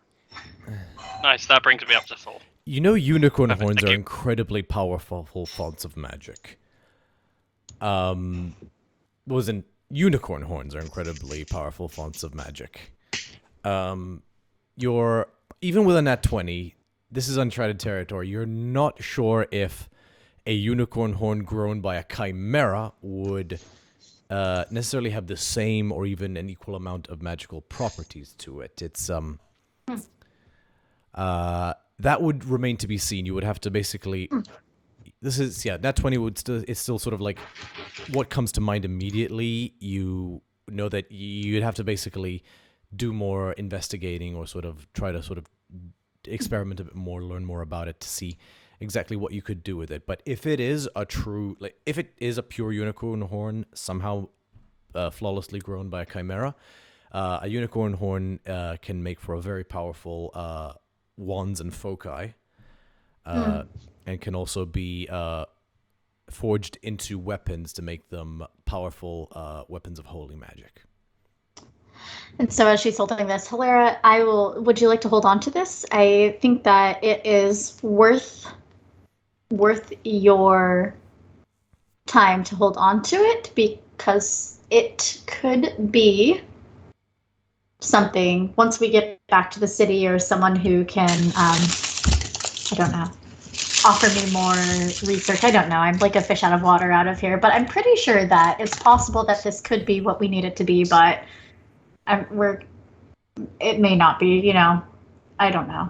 It could just be another goat horn that's fancy.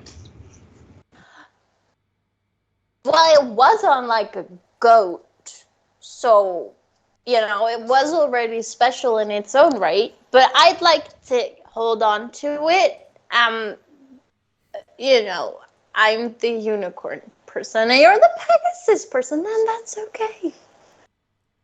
Yes, and that is why I think that we should hold on to it. Because if it may, while it may not have value now, it may be invaluable later. Okay, thank you.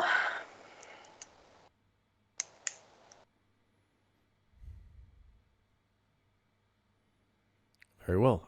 Does anybody wish to do anything else during this short rest? Nope. I've done my hit die rolls and I've managed to recoup myself back up. But I pretty much sleep it off.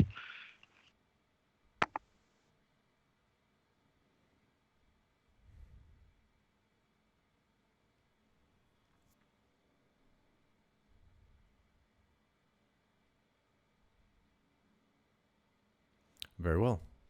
You guys get your short rest, mark off any hit dice you wish to use, and then resume your journey.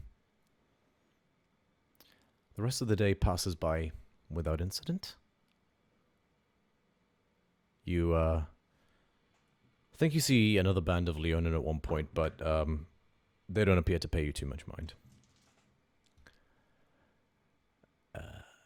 You bed down for the evening and have another peaceful long night's rest under the stars.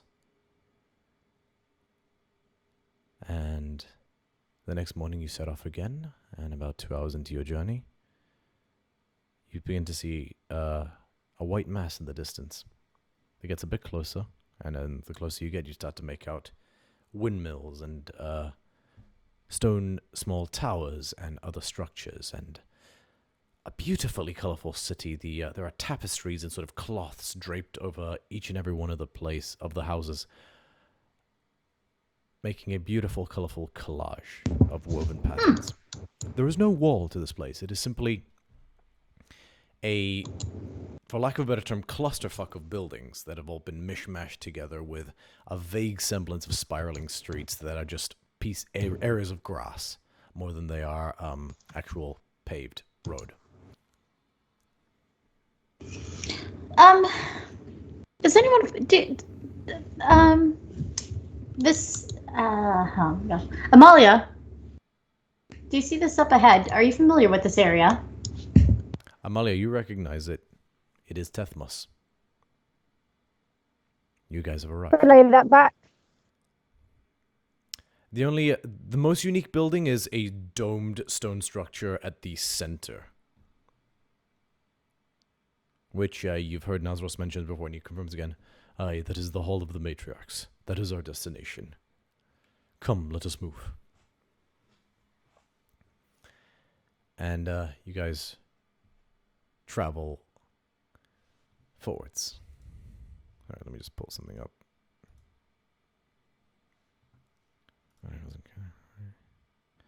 Yeah, because I accidentally closed something earlier, but I'm just reopening it. Yeah, the city you have seen on the horizon finally comes into focus. Stone buildings and slender windmills just above the plain, their pale colors and metal decorations shimmering in the light, and changing color as the sun moves across the sky. There are no walls. You instead see patrols of Leonin slowly and methodically circling the city. Nazros leads you forwards, and one of the patrols comes up to you, not like aggressively, but they peer at you from a distance, notice there are Leonin among you, approach you, and Nazros is able to simply corroborate who he is and that you guys are with him, and you're let past. You definitely get the sense that Nazros is someone with some amount of clout.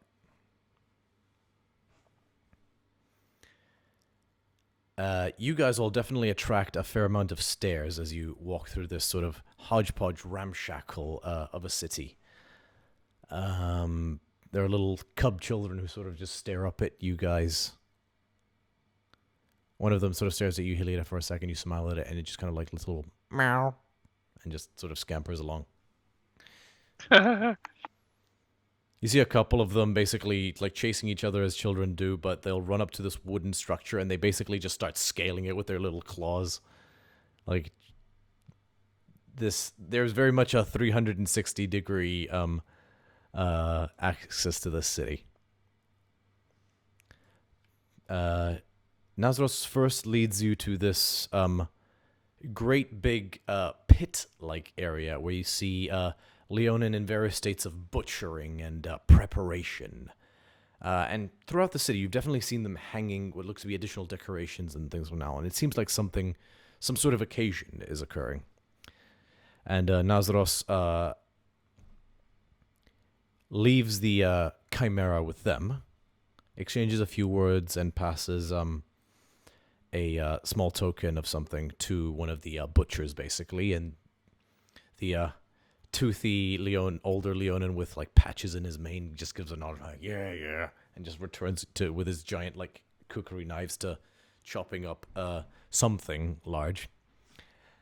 And you guys move along on your way, unless anyone wishes to spy or do anything along the way. You see shops and things like that, but again, compared to somewhere like Meletis or Akros, this is a far less densely populated city. You definitely get the impression this is more of a functional settlement, so that some amount of politics in an organization may occur over any real kind of metropolis or polis.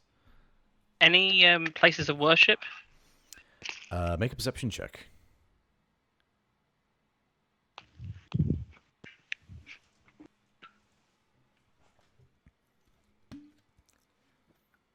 17. You don't see any. Like, you noticeably do not see any. No deity iconography, no holy symbols on anybody, no kind of clergy, nothing. This is peculiar. and just to clarify, and she like looks at everybody, has anyone been here before? I imagine Amalia has, but other than that... Amalia has. Bithinia, I'll let you roll a history check at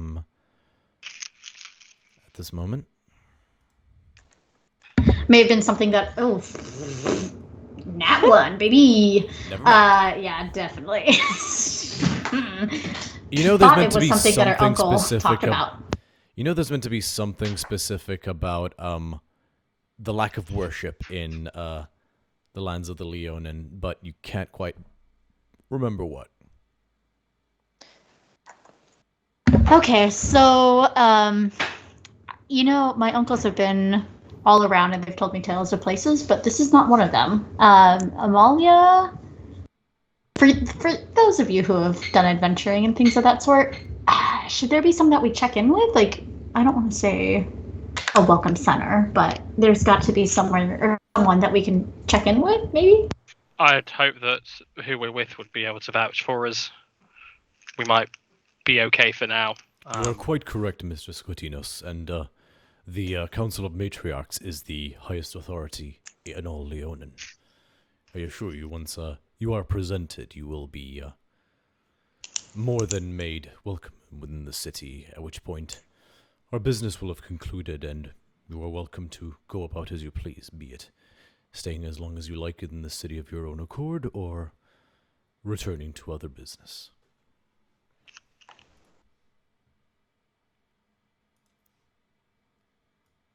Question. How does Amalia look? Does she look nervous, or like is she like... Amalia, are you attempting to conceal your emotions at all? I just have like a blank look. There's nothing. So you see a blank look. Okay. You can make an insight check if you like, or... I will. Amalia... Okay, that's a lot. 15 plus 8. Okay, so 23. Amalia, if you're hiding anything, I need you to please make a deception check. I'm not hiding anything, no. But I need to still make a deception check if I'm not hiding anything. I'm literally just like... No, with a 23 in terms of insight, just is there anything else you could glean from your mood or what you're thinking and feeling? Feel free to be a bit vague, obviously. There's only so much you can see on your face, but does she get anything else, or are you just in a sort of state of dumbfoundedness? I was just in a state of sort of like processing everything without my face just being like... Seems like her mind is sort of just like racing and thinking, and you get the sense she's unsure about how to feel about all of this.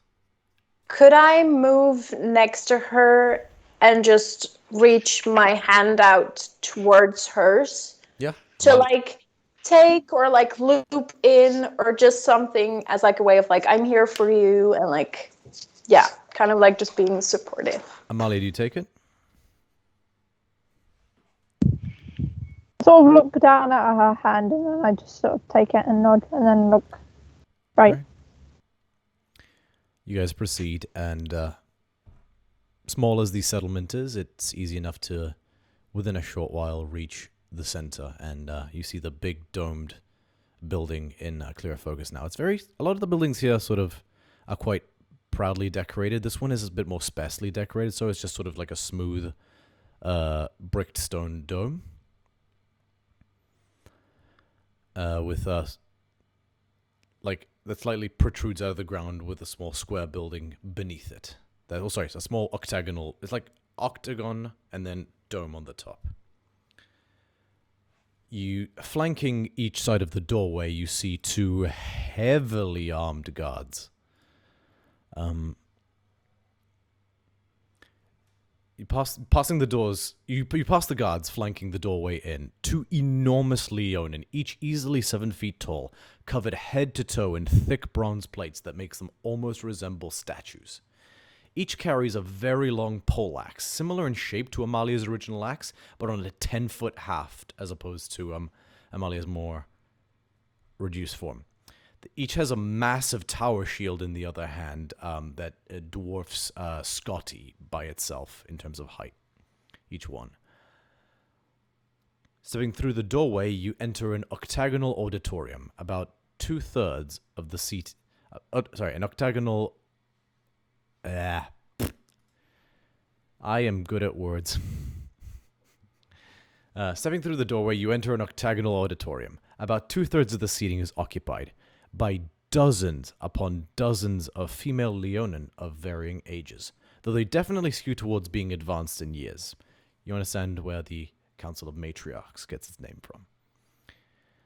Opposite you at the other end is a large carved wooden throne. Occupying it is a regal male Leonin, golden of mane and skin, wearing bright blue sashes wrapped together to form cloths that are adorned with a golden girdle, as well as a crown of golden claws atop his head. You see more armored guards are stationed throughout this room, the male Leonin being himself flanked by a distinct guard, an 8-foot-tall Leonin with mane and fur both white as snow, calmly but menacingly holding a great axe with a blade at each end of the haft.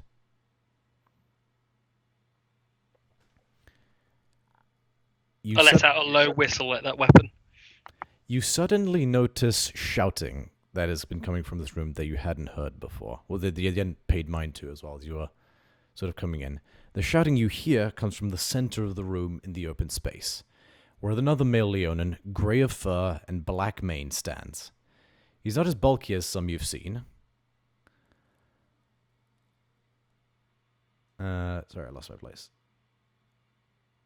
He's not as bulky as some you've seen, Amalia included, and he's lithe. And he's dressed in minimal clothing consisting of black cloths around his waist and leather scales all down his left arm. Amalia, you recognize his voice.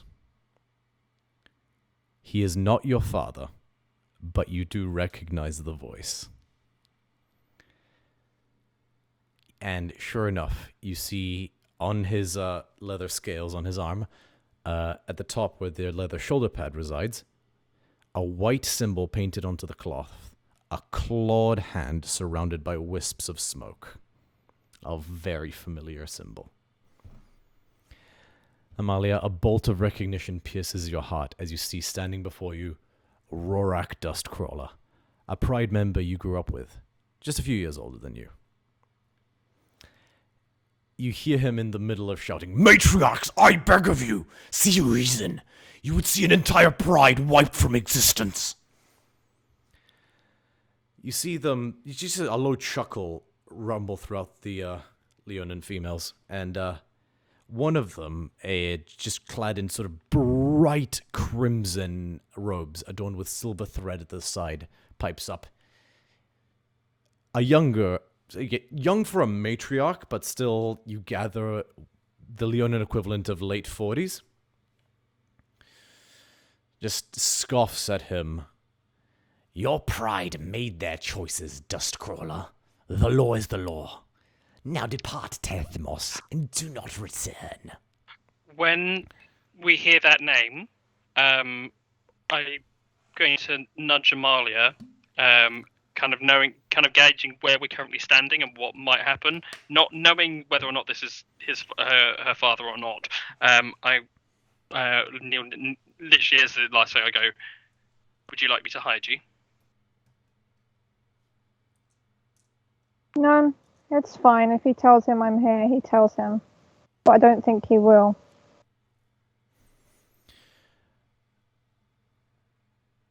There's a sort of general hurrah of agreement at this declaration from the matriarch. And the lion upon the greatest chair, the golden one, whom, Amalia, you do immediately recognize. Sorry, 1 second.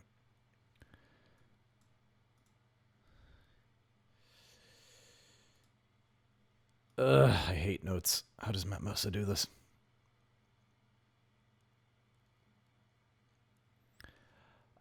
You recognize him as Brima's. Brima's sun guide.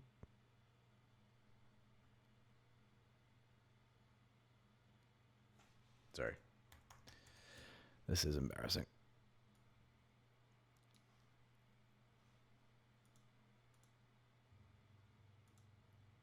Okay, it doesn't have a surname in the official. So it's Brima's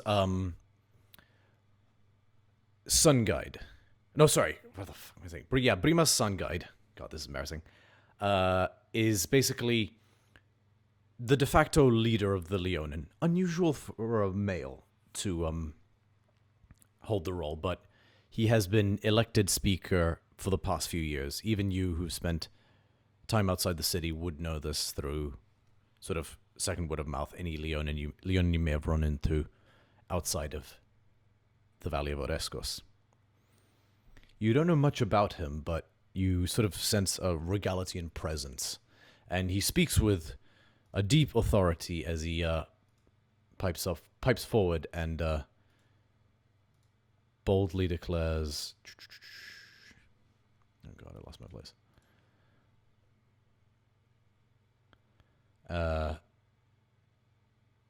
He just boldly declares, "I am inclined to agree with the Matriarchs. Rorak, your pride violated sacred hunting agreements. And used..." He has a sort of mouth of disgust. "Broke the right of guest with other prides, robbing them of their catches and their goods. You are anathema to what it is to be Leonin. We are pride. We may have our own prides, but we have another pride, all of us. The pride of Leonin.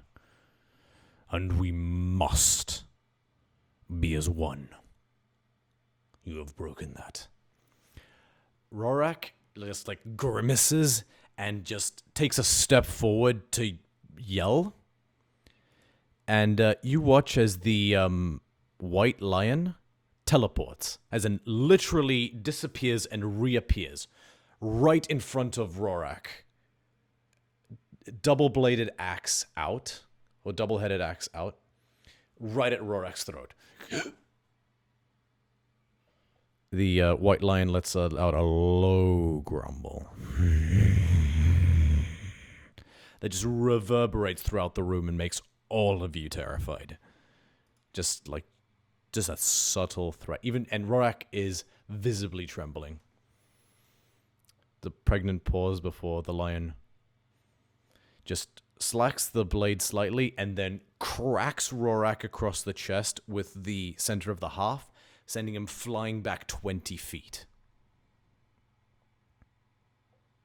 He just crashes into the pit, the dirt. Clutches his chest, coughs up a little blood, and looks up and locks eyes with you, Amalia. Amalia!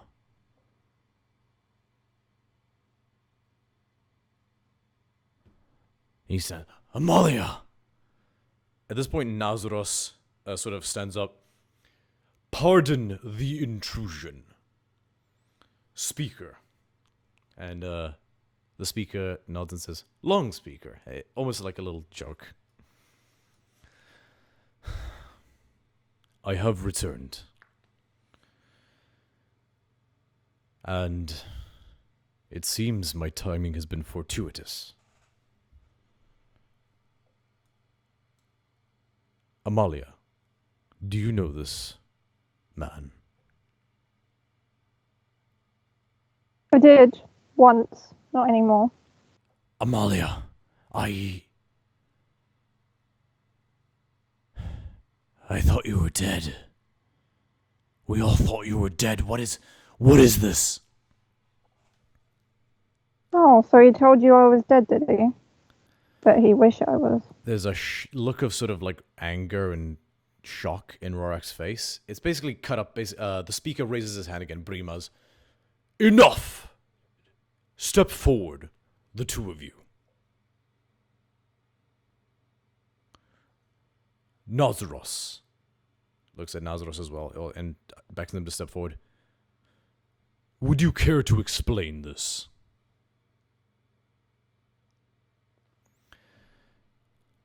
Nazaros says, I am somewhat at a loss as well, speaker. I had hired a band of adventurers, and he sort of gestures to Amalia, Hilira, Ubithinia, and Scotty. At which point I will step forward and step in line with Amalia, so I'm standing shoulder to shoulder with her. To safely escort me back to the city, so that I may take part in the assigning of the hunting territories. My honor guard perished due to a nefarious plot to sabotage the city of Meletis from outside by a nefarious fiend from the underworld escaped. This band, Tempest, laid low that fiend. And they have safely, against formidable odds, managed to return me safely. Saving another settlement along the way as well. I was aware of Amalia being of the Dust Crawler. From what I am told, it has been many years since she has even been within these lands. I was unaware she carried any significance amongst the Dust Crawlers. He looks at you. Perhaps you might care to elaborate? The tension in the room, which was very high, relaxes a little bit as Nazaros speaks. Again, you get the sense that people seem to trust him. The white lion, who was stowed the giant axe on his back again, and he towers over all of you. just looks at you all and reappears behind the speaker and just resumes his post. Actually, I just realized something. No, he doesn't. He remains there, and for the first time you hear him speak. He stows his axe and turns to address the speaker. If it permits the Matriarchs. And he has a deeper voice than I can do. If it permits the Matriarchs. And his voice sounds like thunder as he echoes. I too have heard of this group. Elspeth has spoken to me of them on one occasion. Amalia, you immediately remember that name. Ubithinia, are you there? I am. Yes. Hello. You immediately you hear the name Elspeth and a bolt, and you immediately know Elspeth is the keeper of the Great Tower of Knowledge, the Pyrignos, the beacon that stands upon the top of Meletis, a tower comprised of tablet upon floating magical tablet, which has become the bricks of this structure, and is the font, basically stores all of Meletis' knowledge, a copy of it at least. Elspeth is its current keeper, a human who is a little older in years. Her adventuring days are behind her.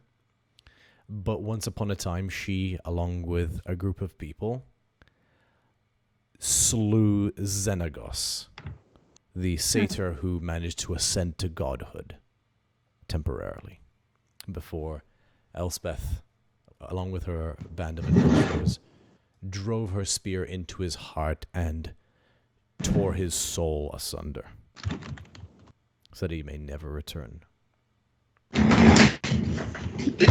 The only human to ever kill a god.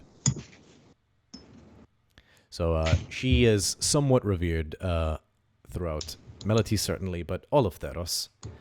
And as you hear this white lion talk of her, a bolt of recognition based on his description as well. The same to you, Amalia. The same to you, Scotty. The same to you, Helira. You've all heard tale of Elspeth, certainly, and her companions, one of them, a white Leonin by the name of Ajani. Scotinos, as quiet as possible, leans over to Amalia and whispers, "That's the one that you said the name Daxos to, wasn't it?" Whoops. And then straightens up.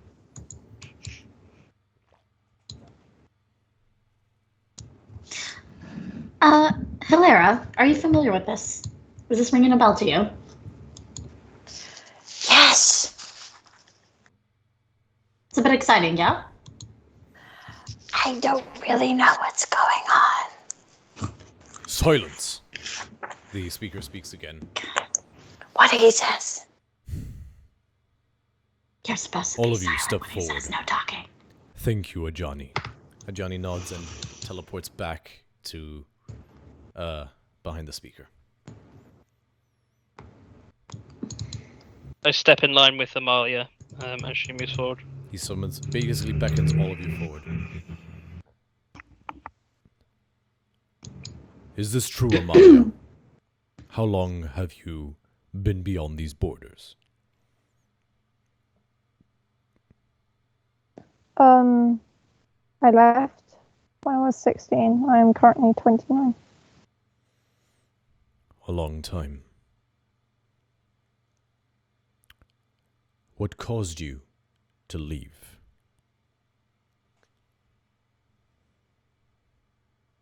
My father killed my mother in front of me.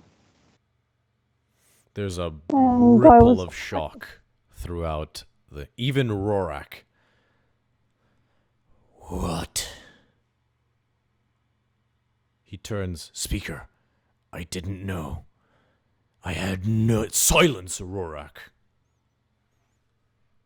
Continue, Amalia.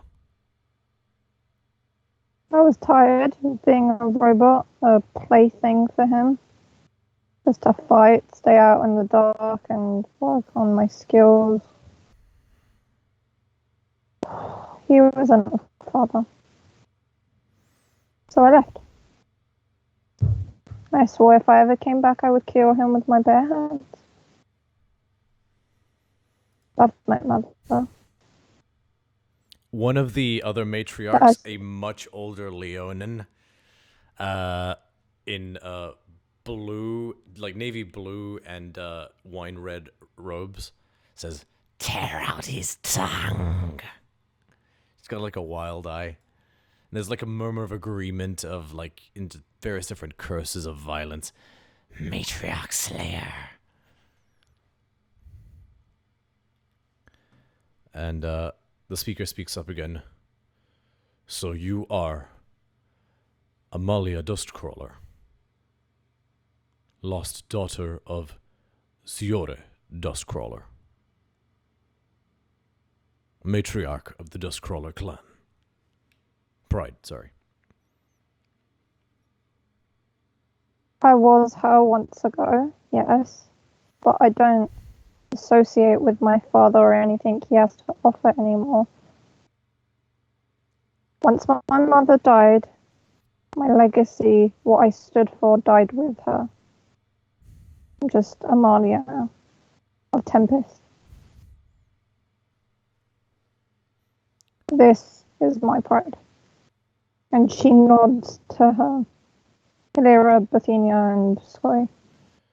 The speaker looks, just scans through and gives you a nod. Rorak, what have you to say about this?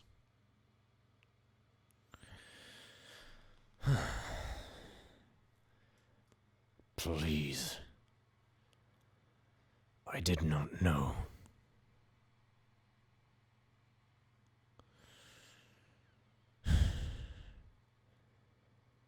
Your father only ever spoke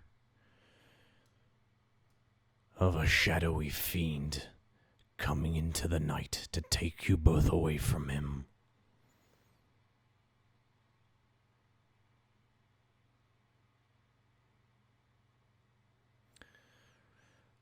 We thought we had lost our matriarch. We had lost our matriarch. And her heir. Can I just start laughing? Like a little bit.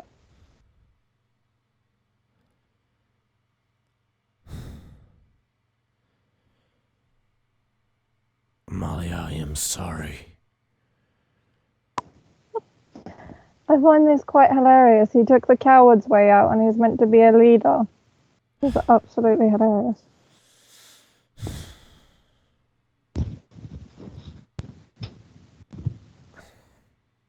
Amalia, I need your help. I came here to ask for help. I know. He kicked her away, launched across the table, and teared out her throat. Say that again, Amalia?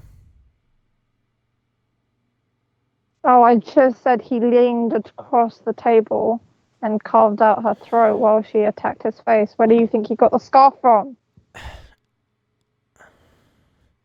He lied to us all. And I know this doesn't excuse it.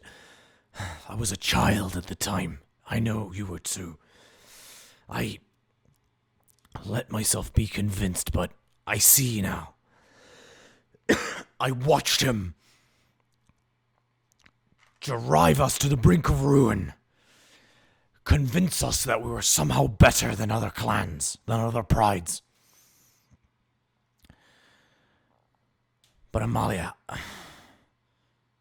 I know what he's done is inexcusable and he needs to pay. But I need your help. The mad fool has tried to reclaim the Frost Gauntlet and has taken half our pride with him. A Amalia, sort of ridiculed murmur ripples out again throughout the crowd. They seem to have heard this before. But Amalia, you, as the beat as you recognize the term Frost Gauntlet. You've heard stories about it growing up.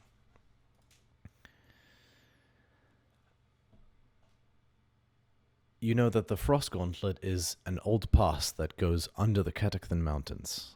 It once provided a handy shortcut into the Nessian Wood. You only heard mention of it through tales your mother told you. It's been out of use since before you were born. The story she told you is that one day people stopped returning, and no one who's attempted to venture in has been heard of again since.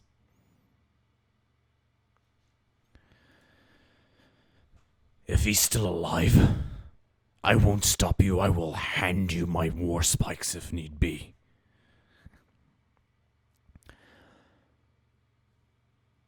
But he took Pride members, good people. My sister Krisha, too.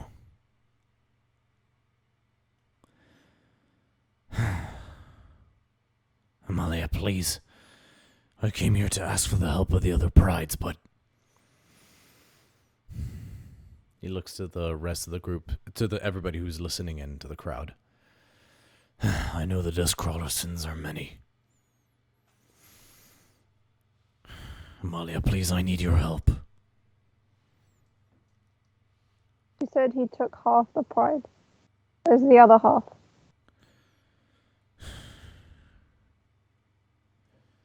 In a cave in the mountains. And why won't they help you? They're the old and the children.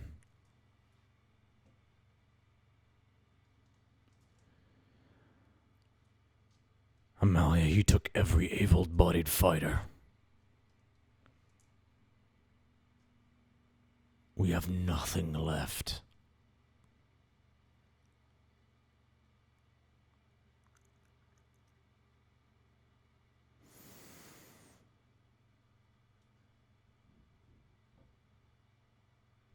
I'm not asking for forgiveness. I know no matter how young I was stupid too. I should have questioned more. I never have.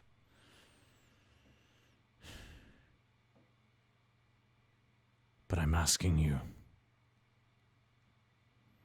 Please.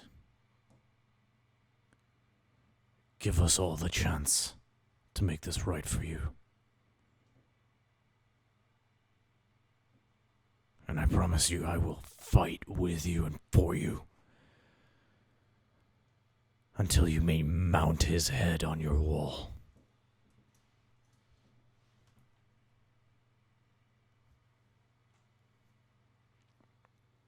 The speaker chimes in as well.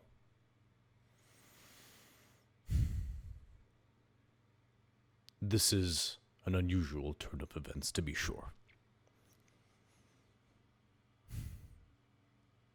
You could say that again. The crimes of Baragon Dustcrawler have been laid bare, it is clear. It would seem the Dustcrawler Pride are as much victim as they are perpetrator. Let's say, What for say you, example, matriarchs?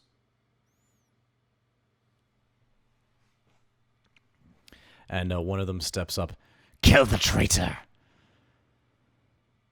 And arise, Amalia! Matriarch Amalia! Another one agrees, another one dissents. They're all traitors! There's like a murmur and... it just erupts into a full-blown row between everyone. Silence! Bellows the speaker. All in favor of the reveneration of the Dustcrawler clan on the condition of the death of Baragon Dustcrawler and his sycophants and those who side with him. forest of hands shoot up. There is a noticeable chuckle as you put your hand up, Heliota. All those against. There are several that shoot up, but it is a noticeably disproportionate vote. The yeas have it. Rorak, Amalia. Undo the crimes of your father. Bring us retribution for all he has done to you and to us. And the Dustcrawlers may count themselves among us once more.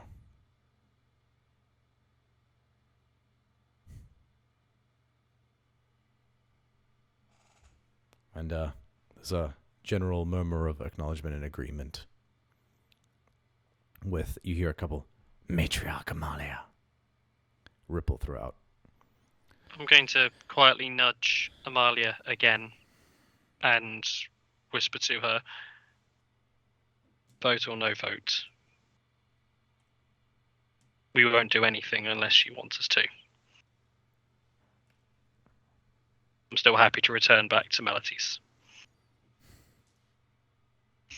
Rorat looks at you with pleading and genuine tears in his eyes.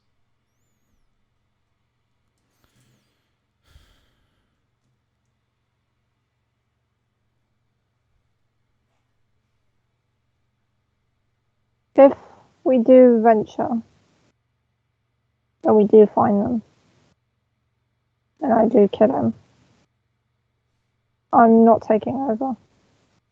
I'm taking my pride and we are going back to Melodies.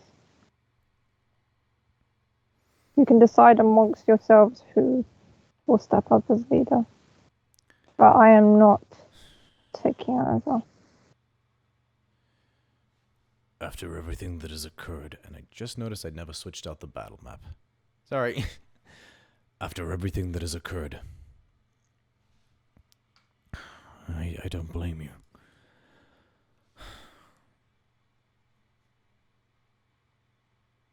But just know that I would follow you.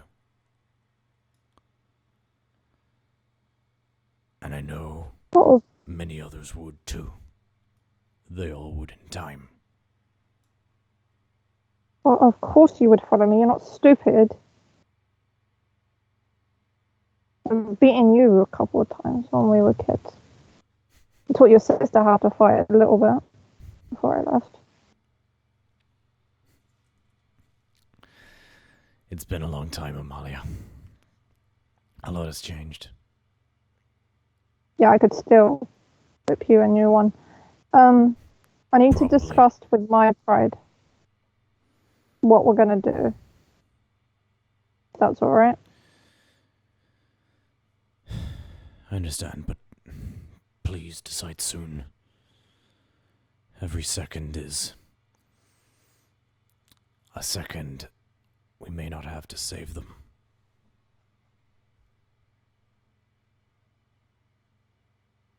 But he nods and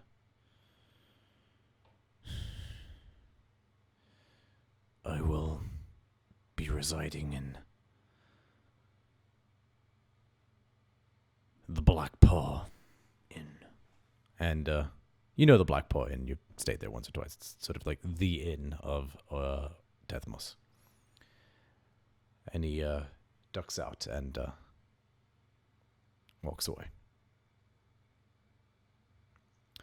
Nazros comes up to you at this point. I know you have a lot to think about. I wish I could send warriors to aid you in this conflict, but the law is clear that this is the Dustcrawlers' predicament alone to make right. I would never want you to send warriors to help.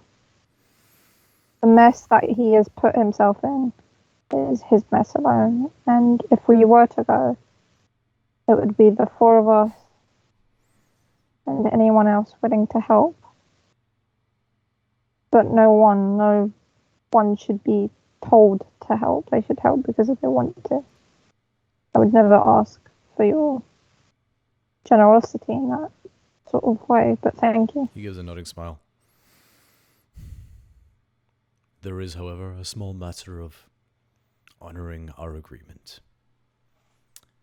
And he produces a bar worth 50 platinum for each of you, which would come to 500 gold as well. Make a note that it is a bar, though. It won't necessarily translate to coins directly for every place you try to spend it at. Bar of worth 50 platinum. Correct. Ish. And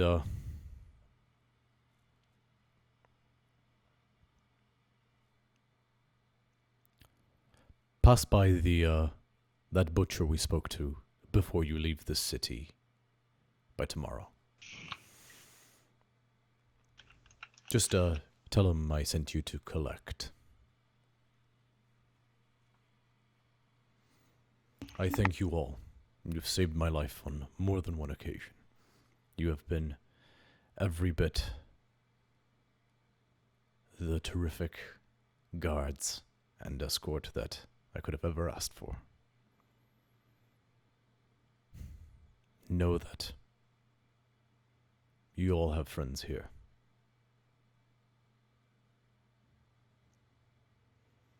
And Amalia?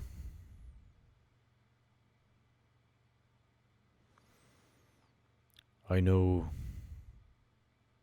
Rorak is a symbol for a lot of anger and grief.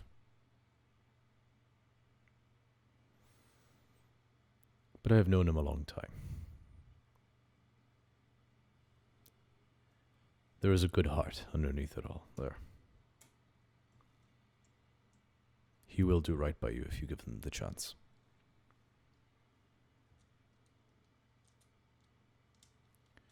And unless anyone says anything else, he will first pull you into a hug, Helira.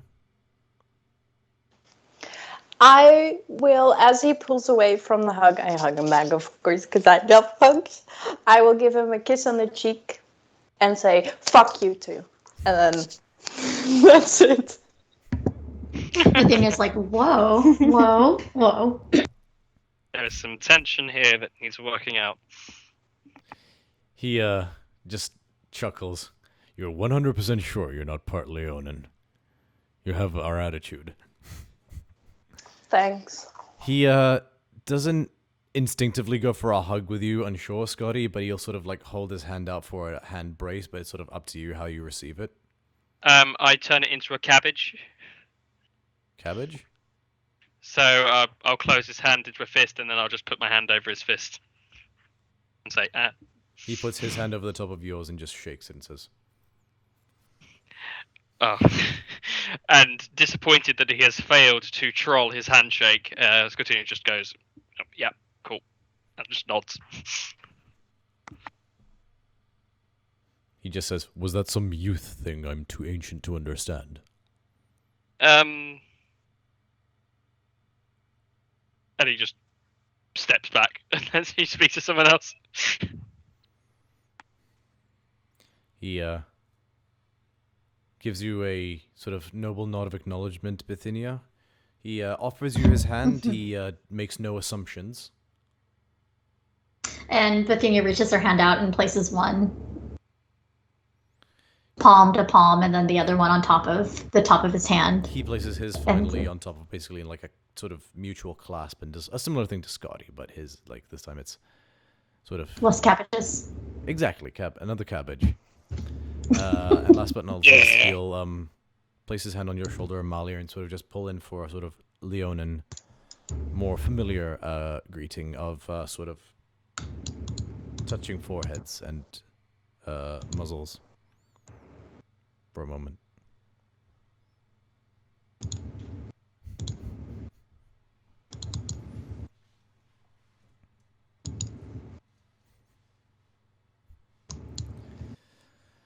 I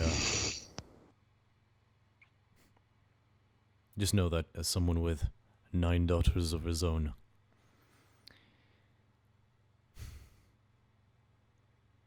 if I'd had one like you, I would have been burning with pride, as much as any other. And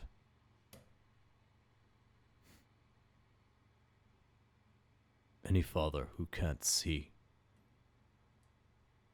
all you've become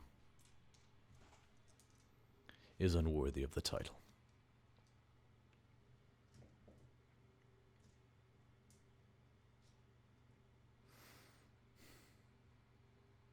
I wish you all the best, whatever you decide. And I hope we meet again soon. Until next time, Tempest. Thank you for everything. And he nods and steps back into the domed structure.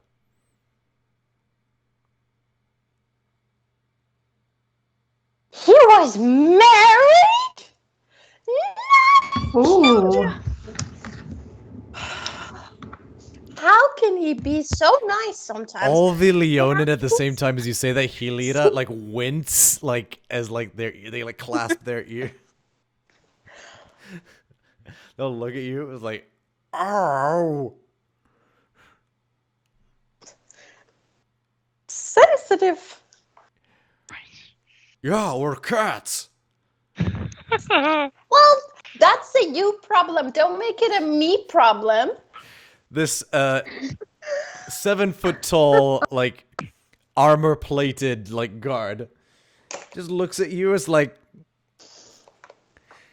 there's like, and like he respects your audacity almost. It's like just cocks his head as like just shakes his head and just returns to his post. Oh. Maybe we should leave before we get ourselves killed. I'm good to go. I am good to go. This has been a lot. This has been quite emotional. Yeah, sorry about that. As we leave, are we leaving? I presume we're leaving.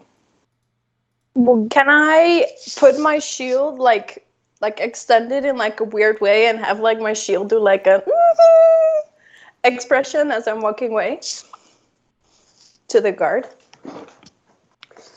Yes, you can. Great, I do that as we're walking away because I want to have the last word.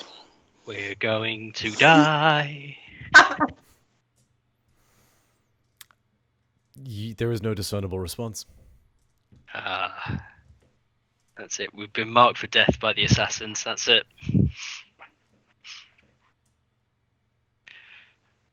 So, Kitty Cat Dustcrawler, where do we go to drink that's not the other place? Well, there's the Black Paw. You're saying you don't want to go there? Well, we can if we want to discuss in front of the weeping guy. Fair. well, he won't be at the same table as us. You guys are such I'll dicks. give him a stare. He'll know not to sit with us. I Besides, mean, we do we have could to talk. we could also just take his table if we want to go for the power move. I'm 100% down for that. He's lost his sister. He was really close with her. We'll let him wallow a little bit while we'll discuss what we plan on doing or what you guys are up for doing. But first, I think we should get a drink. It's been a long day. Do you think they'll have tea there? They should have tea. Whisk tea? Let her have her tea. We can get wine. It's fine. And I'm guessing Hilira will have some milk or something. Or maybe You tea know- as well. I'm not sure. Yeah, Tea? tea sounds really good right now. So 2 teas and 2 wines. Alright, let's go.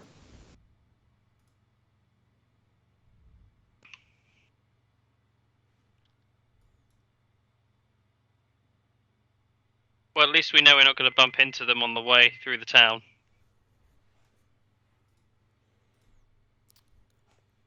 All right, it's easy enough to walk to the place. And nobody accosts you or anything like that. Malia with you as well makes a huge difference there. You get a few stares again. But you do spot like one or two non-Leonin going about. You just see a centaur, like was it a few centaurs just sort of like trailing with like a cart of goods like off in the distance on another street. And at one point you see a just like humongous minotaur kind of just in the process of having a conversation with a group of Leonin. So you get the sense that it's not like no non-Leonin allowed. It's just, at least until recent years, just not really happened. It's easy enough to find the Black Paw Inn. And yeah, true to form, there's a sign with a black painted paw print upon it. It is, again, like anything else here, ramshackle in its design, almost like a loose collection of cobblestones stacked on top of each other, but this looks quite a lot more homely in its sort of, almost like elements of it remind you IRL of the Burrow from the Weasleys, sort of like a ramshackle type thing, but made out of brickwork. There are, you know, like animal skulls adorning the outside, like large ones. And, you know, some you recognize, some you don't. And just framing the doorway at the front, you see a small, as far as you're aware, but still formidable red dragon's head stuffed. That's curious.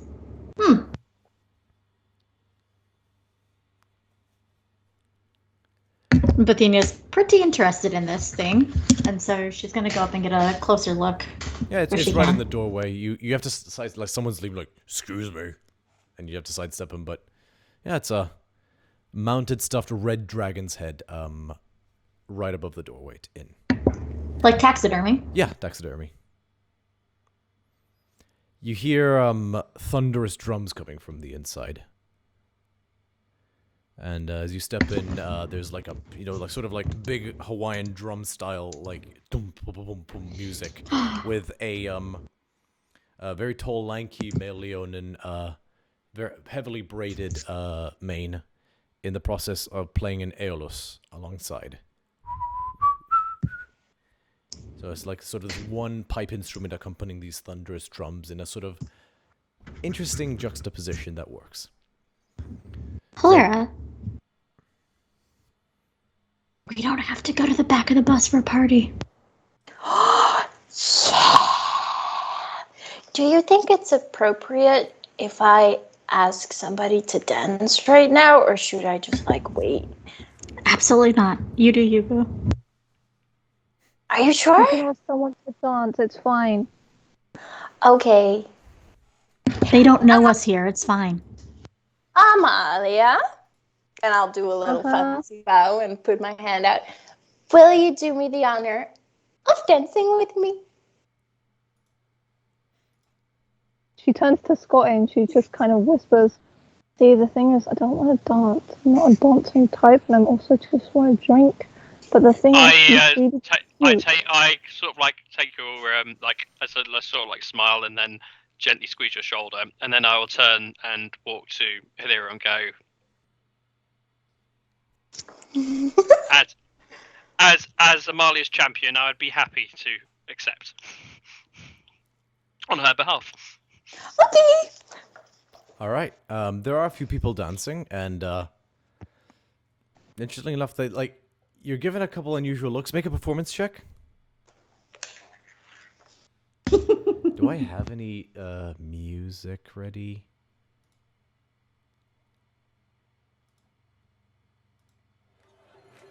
This will have to do. It's not quite this, but this will give you some. So with a 20, 18. you guys just full on into 23. it's. This is less like a dance, like more. It has mosh pit qualities to it, much more sort of festive than a mosh pit, but it's definitely wild and rambunctious, and you're thrown back and forth a bit, but never like hard enough to hurt, and it's all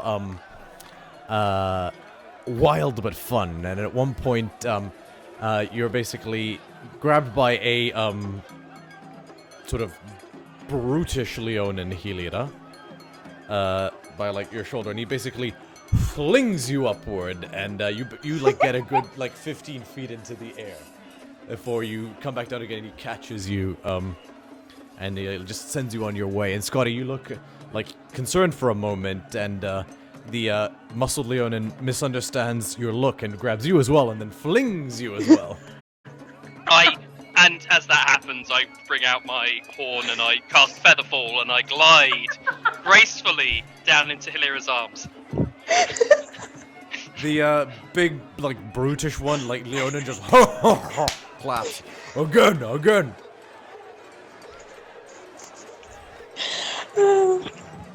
Wait, how long does that last? Do we want to see how high I can throw you? Oh, jeez. Right. Tell you what, by the next round, we'll give it a test. Deal! He just claps you two on the shoulder, drags you to the bar. Whatever they want, on me. And as we kind of like, for that as well, I kind of like grinning but sliding up to Hilira and say, as much as this is enjoyable, I do want to make sure Amalia is okay. Yeah. Well, you didn't let me dance with Amalia. I wanted to cheer her up by dancing with her, and then you had to dance with me. It's fine. I really like you. You're a nice person, even though you ruin unicorns. But like, it's one of my many talents. Hashtag Okay. rare insults. should we just go back now? I am a little bit worried about her. Should we get a room and then go to the room and then chat? Because like this is like kind of like a lot of noise. I can keep our gymnastic friend entertained if he wanted to do the talky bit with Amalia. Sure, if you don't want to do the talky bit. Well, someone needs to do the horn bit. Well, could Ubithinia do that with Plummet? With Plummet! Like, she can just, like, wave around on Plummet. What would you like me to do? What am I doing? At this point, Ubithinia! the person behind the barkeep, a young, almost panther-like sleek, female Leonin says, "So you're going to order, or?" I would like a room, please. What are you bartering? What? What are you bartering? I don't know. What Oh, are you barter talking system. It's a barter system, I see. Oh, because Leonin don't have cash. She They rolls her barter. eyes. Coin is acceptable. Oh, Okay, that's alright. Okay. I'm sorry. Okay. Humans. How much do you want? How many people fit into one room if they're kind of small like me? It depends on the room.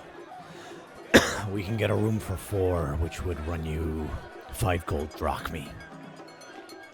Okay, I'll do that. I'll get one room, 5 gold. I will give you 5 gold.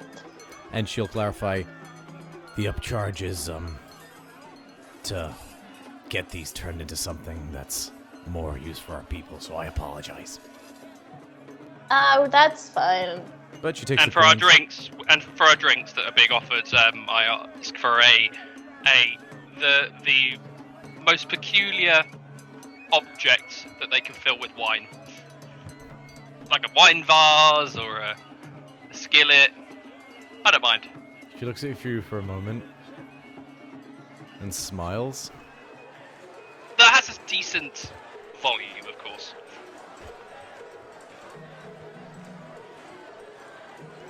And then she sort of like goes into like the back and then begins like ruffling through different things. Emerges a few seconds later with this like orb, like a sort of silvery glassy orb that has like a little bit taken off the top, like a little Yes. funnel, not funnel, like a bottleneck attached to it, but like it's like a sort of glassy orb that she turns around, and you finally see as she turns it a iris and a pupil on the other side of the orb. And this thing is about the size of a basketball. She sets it down and begins filling it with wine and says, "Cyclops Eye." Oh, yes. All about this. Wouldn't you agree, Hilira? It's just swirling the eye full of the wine. Oh yeah, basically this thing is translucent, so you see like the liquid sloshing on the inside of the eye. It looks quite interesting. I'm gonna go to the room, and I will be seeing you soon, I hope. Yes, I'm sure. Bottoms up, and I will enjoy my eyeball. I will look for whoever it is that's playing Toss the Satyr, and I will entertain him briefly in exchange for this weird object. He introduces himself as Gixur. Gixur. Write it down. Alright. He like leads you outside. He's had a bit to drink, you definitely tell. Wait, well, your friend's not ordering. I'm the truth drinker. Well, I mean. Very you well. might. And he just drags you. Oh, up we go. Alright.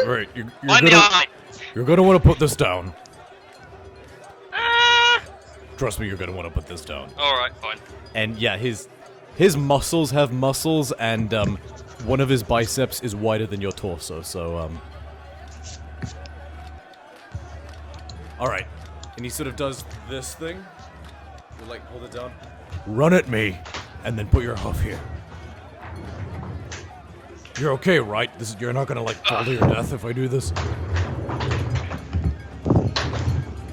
I can think of less glorious ways to go, as I take That's the a spirit. running jump, a bit of a mirthful long jump, as I kind of like make almost like the full-on long jump, triple stride. Okay. So, question: are you jumping as well as he throws, as he like sort of flings? I would like to attempt to. Okay. And use mirthful leap. Okay, make it athletic. So, do your jump with mirthful leap. Tell me how high you jump. Okay. Uh. I jump an extra 3. Not loads, but a bit. He's gonna make an athletics check. And he's gonna rage, so he makes the check with advantage. Nice. Okay, so I'll say.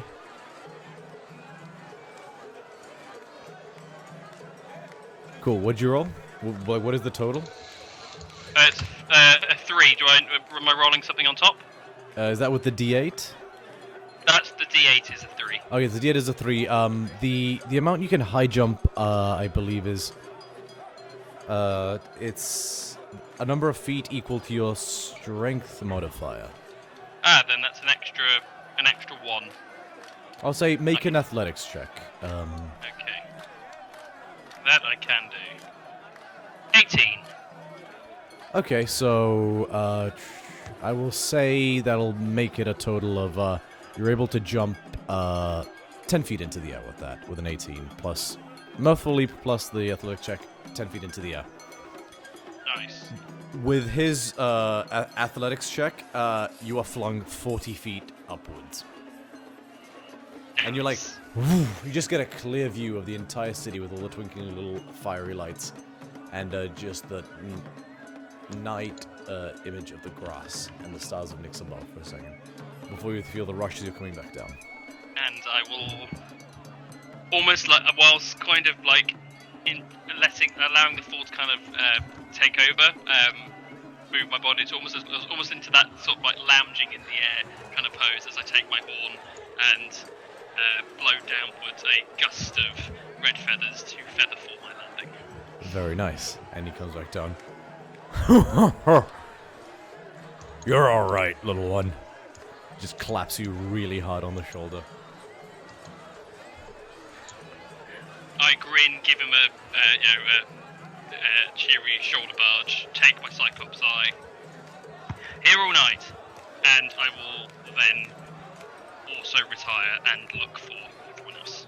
Alright, I'm conscious of IRL time, so I will say, is there anything anyone else wishes to do tonight? I need to figure out a thing with Plummet. It's probably outside, but if there's space for him at the inn. Oh, right, yes. He's attracted a small crowd now. There's like just Leon of different ages just admiring it. And so, hello? It's like an older male. Like you've never seen a mane with a bald spot before, but he's... That's cool. He just keeps walking. Yes, thank you. And she's like noticing the different people around. Is there anywhere to keep Plummet? I'll say make an investigation check with advantage if you're gonna fly on Plummet.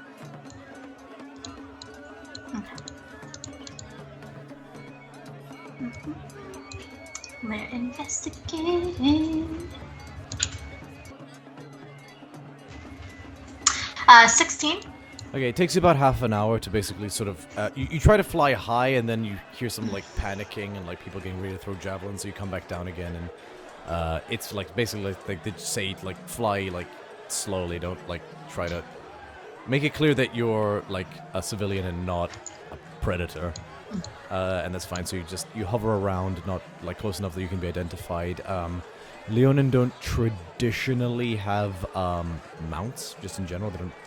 Traditionally ride anything, but you are able to find those centaurs you saw before, a Lagona band of merchants who are in the city, and they have arrangements for centaurs, which they quite happily, in exchange for a gold piece or so, make an extra for Plummet. Okay. If well, they'll offer this, isn't like they'll make a space for them. They're in the city, you know, a little while, so they're not going anywhere. And they ask you how long you're planning to keep Plummet here. I think for the night. Can I check back in the morning, just for one night to start? Yes, of course. The older woman. Yes, of course. We'll see. So much. He is looked after. Thank you so much. No problem. And so that is what she has to do, and then she'll make her way back to the tavern, the Black Paw. Yeah, easy enough. It's yeah. So that's part of why it takes 30 minutes, is you have to walk back. But again, the city's not terribly large, so you're able to make it back about half an hour later. So Plummet's good. And so going back there, is anybody in the party left in the tavern? Amalia, did you go into the room, or No, I'm still drinking downstairs. Okay. Amalia, hello. Hey, where did everyone else go? I have no idea. I think Hilira went upstairs to the room last time I saw. I have no idea where Scotty went. You do spot Rorak in the corner. He's not concealing his presence. He's just got just a nook by himself, nursing a drinking horn. Looking at you guys every now and then, but seems to be giving you guys your space. Have you hung out with him yet at all, or have you talked to him since we've got in? Amalia? Amalia, we can't hear you. No, I was gonna have a couple drinks and then go over and see how he was. Oh, And what my father's told them since my disappearance, exactly. Okay. How's the wine here? That's fine. It's as good as any to, kind of numb the pain of everything going on. Oh. How are you feeling? You know, as good as can be expected. It's been a wild day, and I'm glad that we were able to make it here in one piece, physically at least.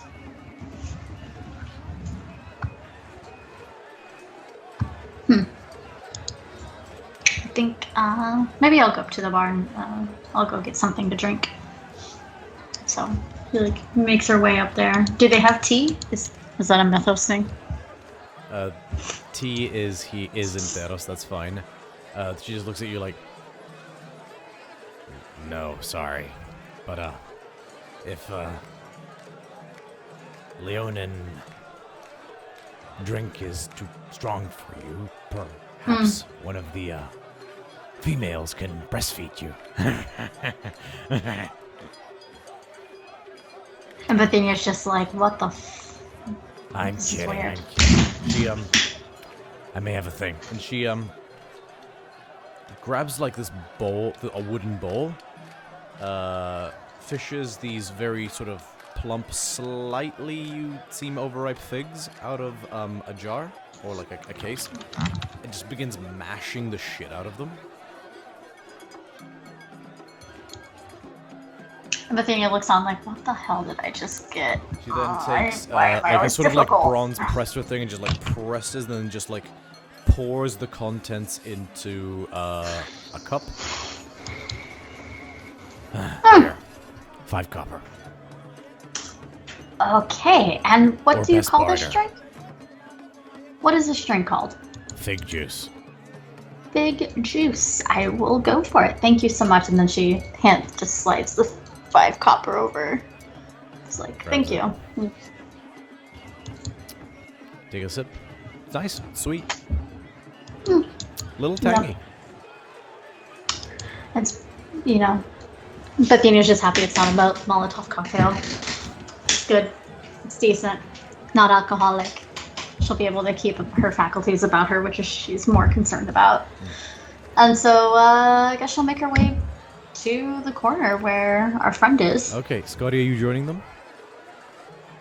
Yeah, eventually, having realised that Amalia hadn't joined us at the room because we hadn't told Amalia that we Okay. had a room, I will come down and join. The room you got feels like it's comfortable and it's spacious. It feels almost like a sleepover den.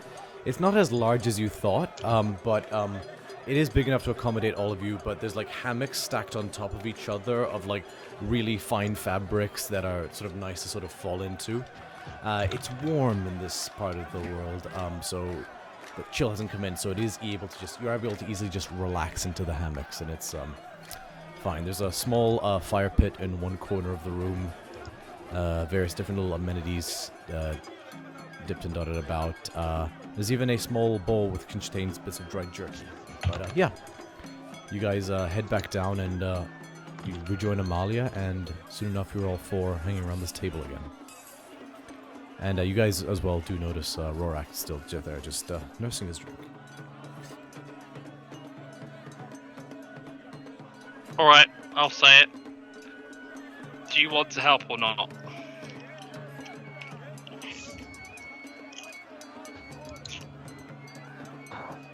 Well, it's not up to me. We're a family. We decide together. I think it's safe to say that in this circumstance, your family will follow your decision.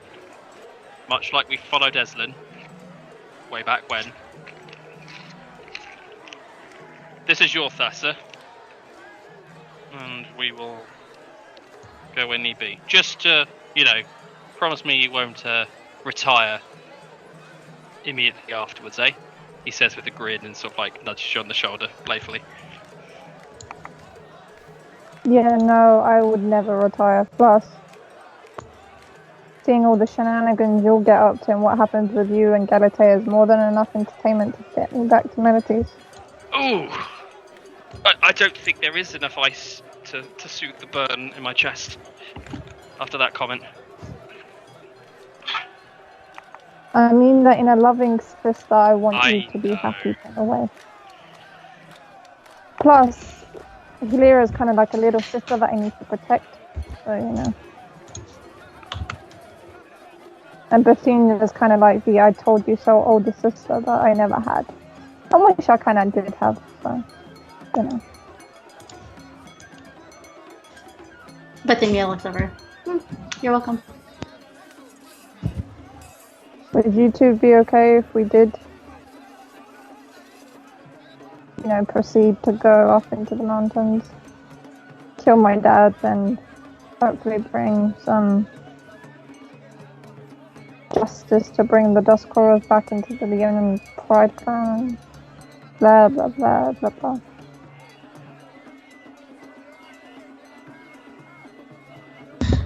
How comfortable are you in those mountains?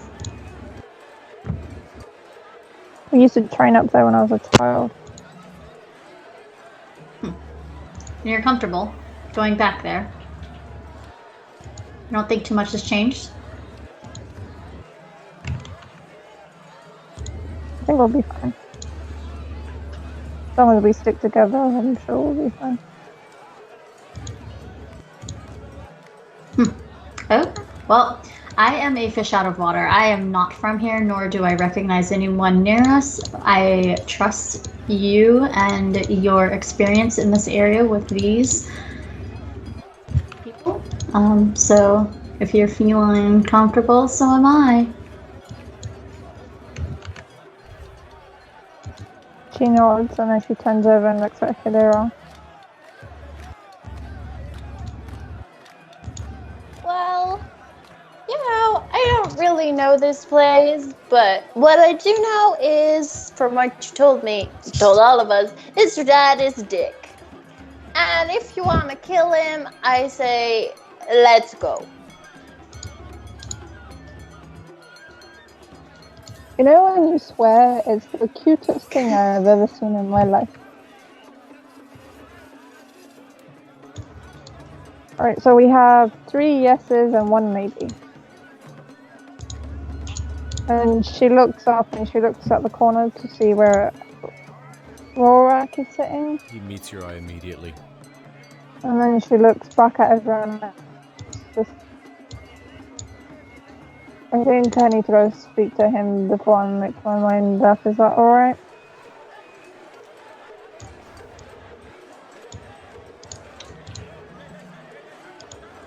Don't kill our guide before we leave. Eh? I wouldn't kill him. Alright. We're I'll in be room, right back. and I say the room that we're in just in case that you spend the night there, or you spend a long time there, and then I will go back to nursing my Cyclops eye. What is it with people in this nursing and this... never mind. Alright. You approach him and he sort of quickly stands up and just is at attention. Can I sit? Please. And yeah, you notice that he's much the same as you remember. You know, lanky, not too much muscle, but he's got a few new bone piercings that I don't recognize before, and he's knotted his hair back in sort of like a top-braided ponytail. Mm-hmm. You want to You start? still look the same, yeah. You don't look the same at all. Well, a lot has changed. It's like this.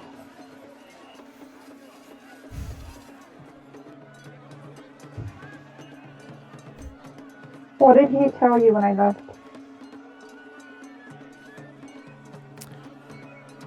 That a shadowy fiend-like apparition, a spawn of Nyx, came into the middle of the night and was upon you and your mother before you could react. But it moved too fast to see.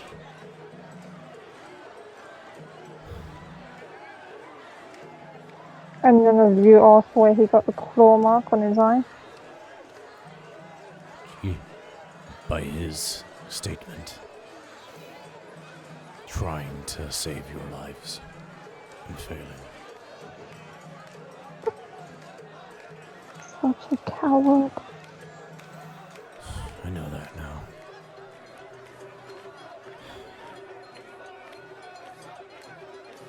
And I'm guessing none of you questioned it. You just went along with it. Some did. They... Who questioned? other... elders. And he got rid of them, I'm guessing. He dealt with dissenting opinions, as well as any female who could claim the title of Matriarch.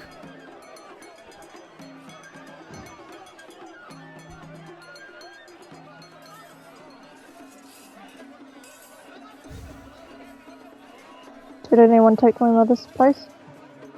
He did. Called himself Patriarch. Promised to lead us to greatness like he always said he would.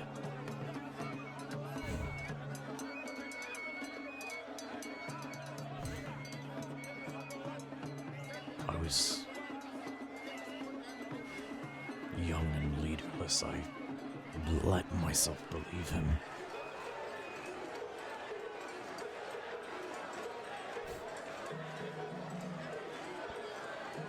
Can't hear you, Amalia.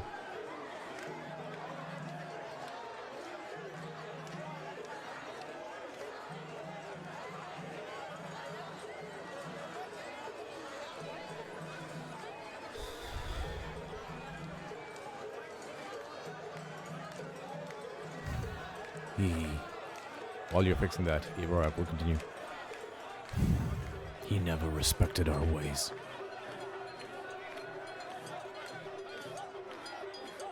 Said No, he never Dustcrawler. has. He always thought. He said the Dustcrawler way was cowardly. He tried to make us warriors. He made you a warrior.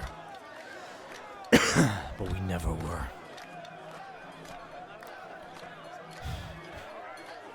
I tried to stick to our ways as best as I could. That's why I still have these. And he pulls out his the war spikes that are quite symbolic of Dustcrawler methodology. These are long bone, javelin-sized long bone spikes, sharpened at each end by hand, painted black. I kept them all, including your mother's. Surprised. Thanks. I'm surprised he let you keep them. I'm too good at Surprised what I he do. kept them.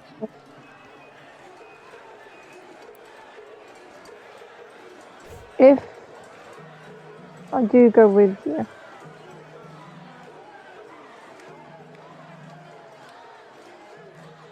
you do realise it would just be me, you, and my family. And she looks over to the table where Scotty, Hilira, and Ubithinia are sitting at. Without you, But it'll just be me. that might be an issue. There How is many does he no one else, have? But I have to know. He has 3 dozen with him. Sorry, I keep cutting you off. It's alright. I was about to ask how many he took with him. So 3 dozen plus him. All that could march and fight.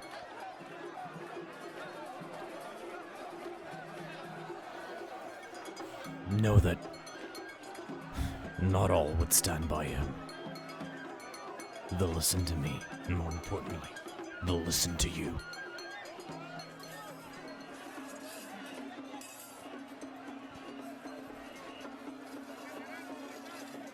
There are those If who we would go- fight for their true matriarch. I know that. If we go and it ends up something bad happens to me, my family have already promised they will kill him. I need to know that you will. Not abandon them, but fight with them. And kill him in the most cruelest way, slowest way possible. Want him to feel pain like my mother did. that understood. You have my word. If I get the chance, I will rub sand into his eyes until he goes blind.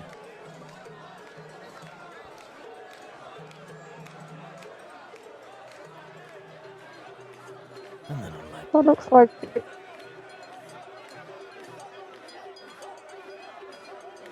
Looks like instead of fighting against each other, we're fighting side by side this time. I've never been your enemy, Amalia. I mourned you. We all did.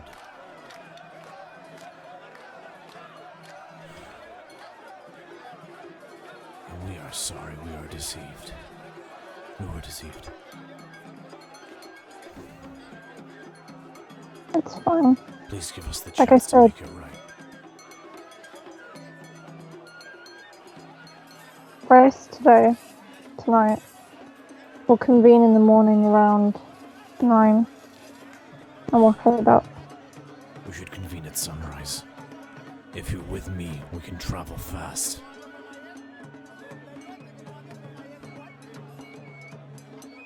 Sunrise it is. He shakes his hand and gets up. He clasps it as well and gives you a nod. Thank you. Don't thank me just yet. I know you It's will. early beginning. Aye, it is. He smiles. I have to believe she's still He alive. nods. Sorry, continue? She just nods and makes her way upstairs. He nods as well and slinks off not long after. Unless anybody wishes to do anything else this evening, I will say that you all convene back into the room. Amalia tells you what the game plan is. And you all settle in to get as much sleep as you can, knowing there's a long journey ahead. And that is where we'll end tonight's session. Beforehand, sorry, I still have like a little itty bitty sure. thing. Sorry. So while everyone's getting settled and Amalia's like in her little sleeping bag, once everyone has fallen asleep, she's just gonna make a little itty bitty prayer to Erebos, promising him that she knows that she brought back 2 people and she's sorry for that, but they were kids. However, when she was younger and she sort of became a devotee of Erebos, she promised him that, like, she wants her father to, like, burn in hell kind of thing. She just sort of relays that in a more, like, what I promised you is coming kind of prayer-ish way. Yeah, that's it. And then she nestles in bed and smiles to, like, dreamland of dreaming of killing her dad in several very evil ways. There is no vision or anything like that, but you do go to sleep with a presence that you can sense that reassures you, that approves of you, that is eager for what is to come. And that is where we'll end tonight's session. And everybody levels up to level 9. Yeah! Thank you so much Thank to you. everybody who tuned in. We are, as always, truly grateful. Wonderful. We had some common engagement as well. This is exciting. Alistair, Angel Undies, we appreciate it so much. And everybody else who have just lurked around, who we got in the viewers list. Another T viewer, Big Cortana, Sindika, Defby, and Elysian. Thank you all so much. We appreciate it. We wish you all a good night. We are DC30. Hey. Bye. Bye.